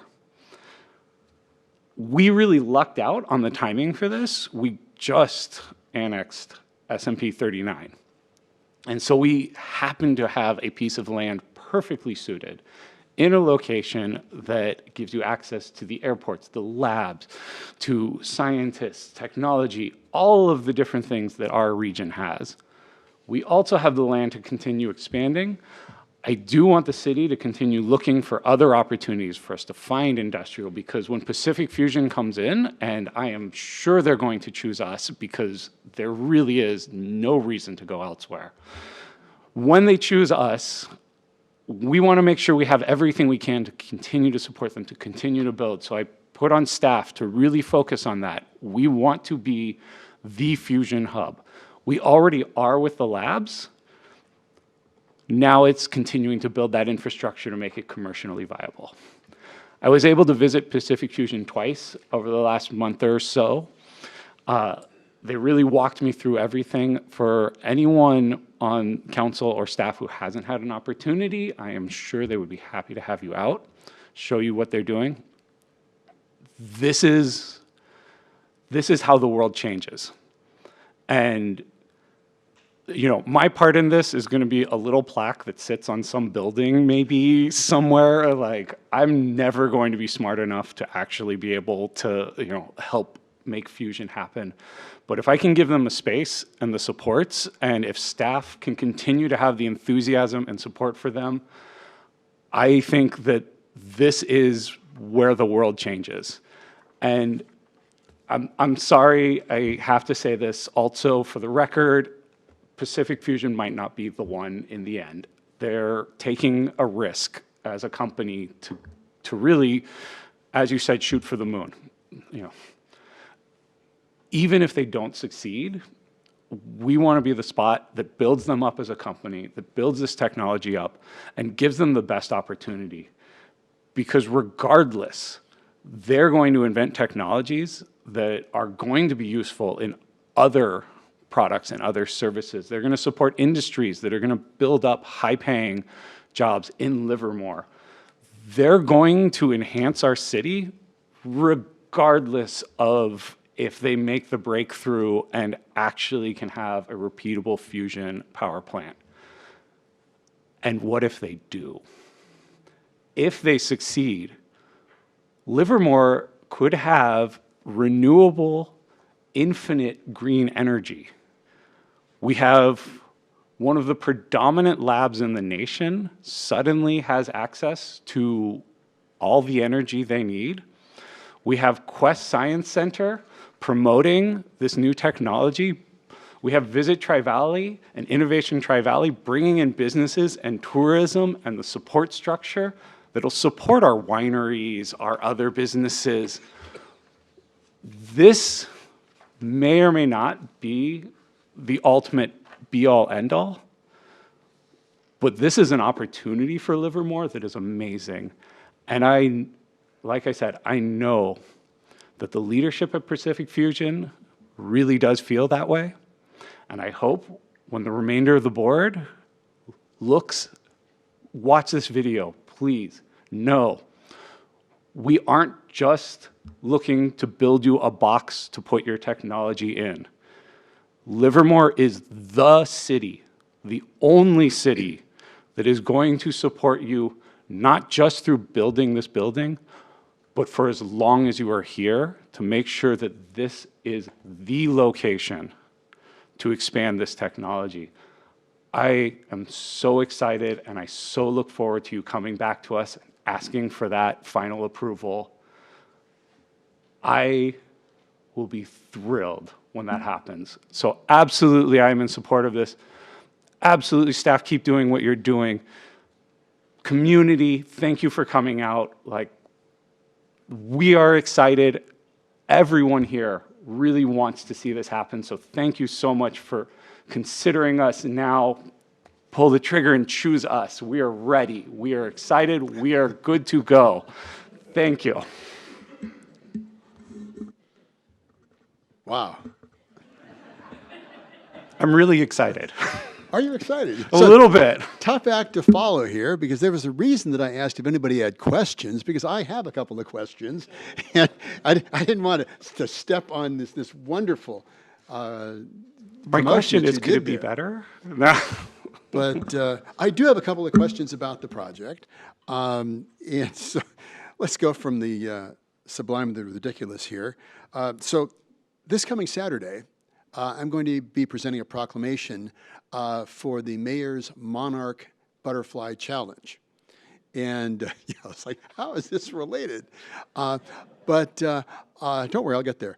So part of the staff report was talking about pollinators around the building. This is a big building. It's a big site. And so that could be the potential for a lot of pollinators. And of course, milkweed is the pollinator of choice for monarch butterflies. What is the potential to promote within the within the landscaping, because like one of the things we always do is when you guys have landscaping and some of the other developments, I always specify, make sure it doesn't leave olives or cherry plums. Make sure we get the male plants. But is there a way that we can accentuate the pollinators to help some of the other, the butterflies and bees and those sorts of things? In review of the pollinator list that was provided by the applicant, milkweed is not included in the plant list. However, there are a few other varieties of plants that are monarch-friendly listed in their current proposed plant palette. Okay, if the monarchs like them, then I'm good with that. Okay, great. Talking about, we have an art requirement, and this is going to be a big building, and so everybody's going to see this. And one of the things that was proposed was that it would be something related to the technology. And as I understand it, on the L Street garage, we're going to have a mural representing fusion ignition. And this is way out in the country. It's in an open space area. I'm just putting the idea out that rather than to have a nuclear fusion ignition, or a plasma ignition, perhaps something that would echo the scenes behind the building, recognizing the Quarry Lakes or the hills behind it. So it's not quite as it's not quite as noticeable. It would be quite as obtrusive. So I'm just putting that out there to, instead of having like a big flash like that wonderful bus stop that we have down on Vasco Road by the laboratory, the one that goes, bang, have something that would be more, I guess frankly, Wright would call it domestic vernacular, something that would also blend in. So I just throw that out as an idea to be considered. Certainly isn't a deal killer. Yes, staff, in initial discussions with the applicant, we were considering graphics related to the science occurring within the building. However, the final proposed art piece has not yet been selected, and it's conditioned to be approved by the Arts Commission during post-entitlement review, so there is opportunity to explore some other themes. Yeah, because for example, I know of this one water tank in Thornton, Colorado. It's on the top of a hill, and it's painted like the hill. So it is really kind of a cool water tank because you don't really notice the water tank because it's just like part of the hill. So I just throw that out there as an idea. I'm neither an artist nor a physicist, so I just put that out there as an idea. I have to compliment staff. I mean, the technical detail that everybody has to do, right down to the conflict between trees and aerial ladders for the fire department. So I got to give a shout out to the fire department for recognizing that, because that was above my pay grade. I didn't see that one at all. But I just want to compliment the level of detail that everybody deals with, the vehicle miles traveled. And of course, one of the great ways to reduce vehicle miles traveled is to provide workforce housing. And that's one of the things that we're doing a great job of here in Livermore as well. With that, yes, Livermore is one of only 6 cities in the world that has an element named after us and have our name appear on the periodic table of elements. You've got a mayor who's a chemist. You've got, we have the world's most energetic laser here in Livermore. And this has been pointed out, 60 years ago, somebody came up with this wild notion of using laser confined fusion to achieve fusion ignition. And we did it. It took us 60 years.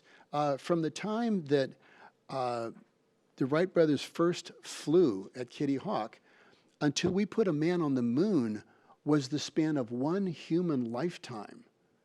That's remarkable. But this is the type of technology that we're capable of here. We have the fastest supercomputer on Earth right here in Livermore. As the Vice Mayor said, we have resources here that exist nowhere else on Earth. Work comes to Livermore because it can be done nowhere else on Earth. In the staff report, it said that improves processes through the use of science, engineering, or technology, using high-precision tools, a high-performance workforce, innovative business models utilizing advanced materials. That's what Livermore is. And so we are very excited about this project. I think that's fairly obvious. And I think if this is going to succeed anywhere, it's going to be in Livermore. So I wholeheartedly support this project. And with that, if there's no further discussion, I'd be... Honorable Mayor? Oh. Excuse me. If you wouldn't mind just officially closing the public hearing portion? I will do that. Thank you, sir. Close the public hearing. Thanks for keeping me honest. Close the public hearing. And with that, I would entertain a motion. I would love to make a motion to support staff's recommendations. I'm not going to try to read them off. There was a few. Second. Okay. Motion seconded by Councilmember Barrientos. Any discussion on the motion? All in favor signify by saying aye. Aye. Any opposed or opposition or abstentions? It passed unanimously. Look forward to you coming back. Thank you. Oh, let's go ahead. We can applaud.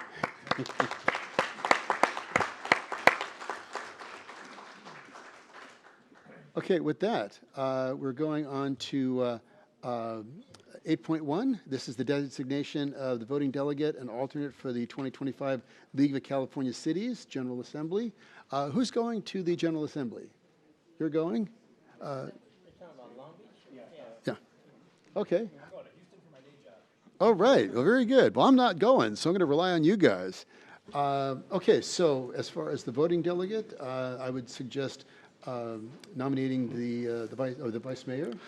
So I did it last time. I'm happy to do it again. If one of you wants the experience of doing it, I'm not married to doing this for sure, but I'm happy to do it.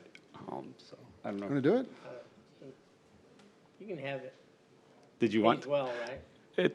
I did this on school board, so I've had a similar experience. Oh, okay. I mean, I'm happy I'm to. happy to do it, but I want to make sure you have the opportunity.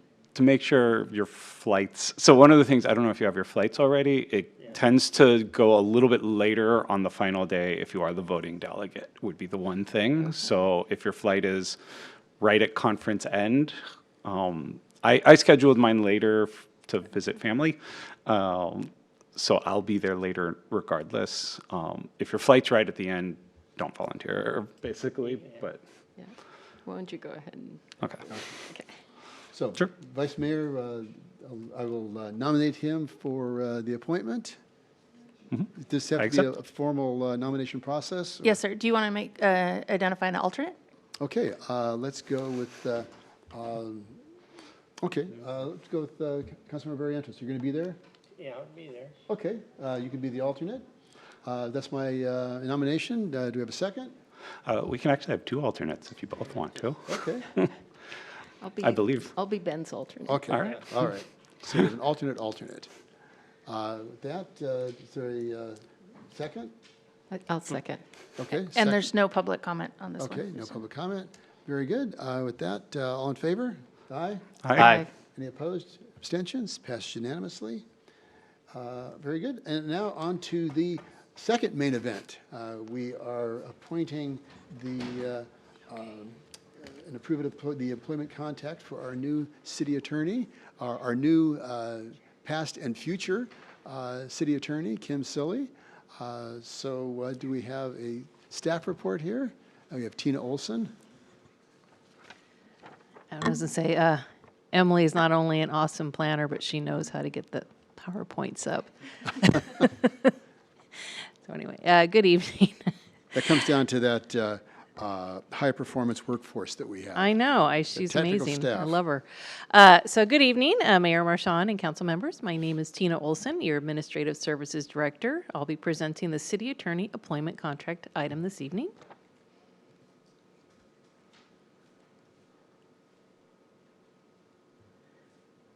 There we go. We got the title slide. There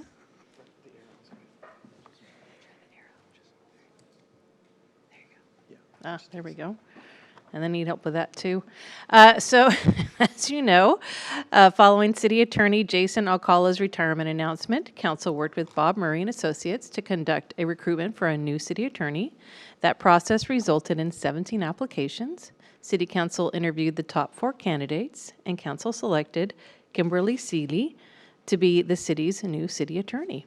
Ms. Seeley has over 20 years' experience practicing municipal law, including 6 years with the City of Livermore, progressing from her initial role as Assistant City Attorney to Senior Assistant City Attorney.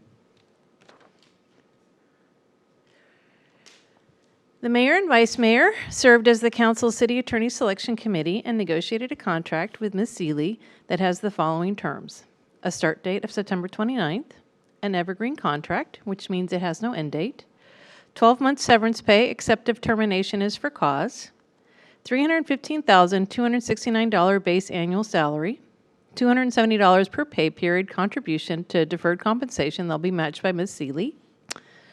Her initial evaluation is after 6 months. At that point, she is eligible to receive up to a 6% salary increase and up to an additional $3,000 annually in deferred compensation contributions. Staff recommends City Council adopt a resolution approving an employment contract with the new city attorney, Kimberly Seeley. And that concludes my presentation. Very good, thank you. Do we have any public comment? No, Mayor, we don't. Okay, I'm going to close the public comment period, but I will invite Ms. Seeley up if she would like to make some comments. Good evening, Mayor Marchand and members of the City Council. I just wanted to say that I am thrilled to have the opportunity to serve as a city attorney for the City of Livermore, and I'm very much looking forward to being a part of the Livermore team again. Thank you. Well, thank you. So with that, I'd be willing to entertain a motion. So moved. Motion made by Councilmember Barrientos. I'll second. Okay, seconded by Vice Mayor Branning. Any discussion on the motion? Oh, I'm sorry. It came from that side. Sorry. Councilmember Dunbar then. Any discussion on the motion? All in favor signify by saying aye. Aye. Aye. Any opposition? Abstentions? Welcome back. We are thrilled to have you back. It was now by no means a slam dunk. There are a lot of very talented people out there, but we are honored and privileged to have you back. You proved yourself early on, your first go around here, and we're very excited to have you come back and continue the legacy of strong leadership that we've had in the City Attorney's Office. Thank you. So with that, we're to matters initiated and council reports. Councilmember Dunbar, any, and you know, you look at this report, and of course, we supposedly took August off, right? Yeah, you look at how many things we had going. All of us were very busy, so we didn't necessarily take any time off. Councilmember Dunbar. Not much to report in addition to what I had already put down there. I will just call out that Bikes and Brews is coming up with the Livermore Craft Beer Foundation October 11th. So get signed up now if you aren't already. See you all there. All right. Councilmember Wong. I attended a lot of events where a lot of you were also there, so I reported on them. But I did want to highlight one thing, which was a great resource fair at the Well Church, which was so well attended, and they had so many nonprofits out there offering resources for people. But the best part was there was this row of barber chairs where they were giving free haircuts and styling and all kinds of things, and it was super cool to see. They had lunch and food, and it was a great day out there. So thank you to the Well Church. Councilmember Barrientos. Well, I didn't get the link or miss it, whatever. So I went to about 7 things, but the one I want to highlight is we tried to, there's a joint effort with the Lions Club and Calafia Kitchen to have a little festival on the north side of the tracks.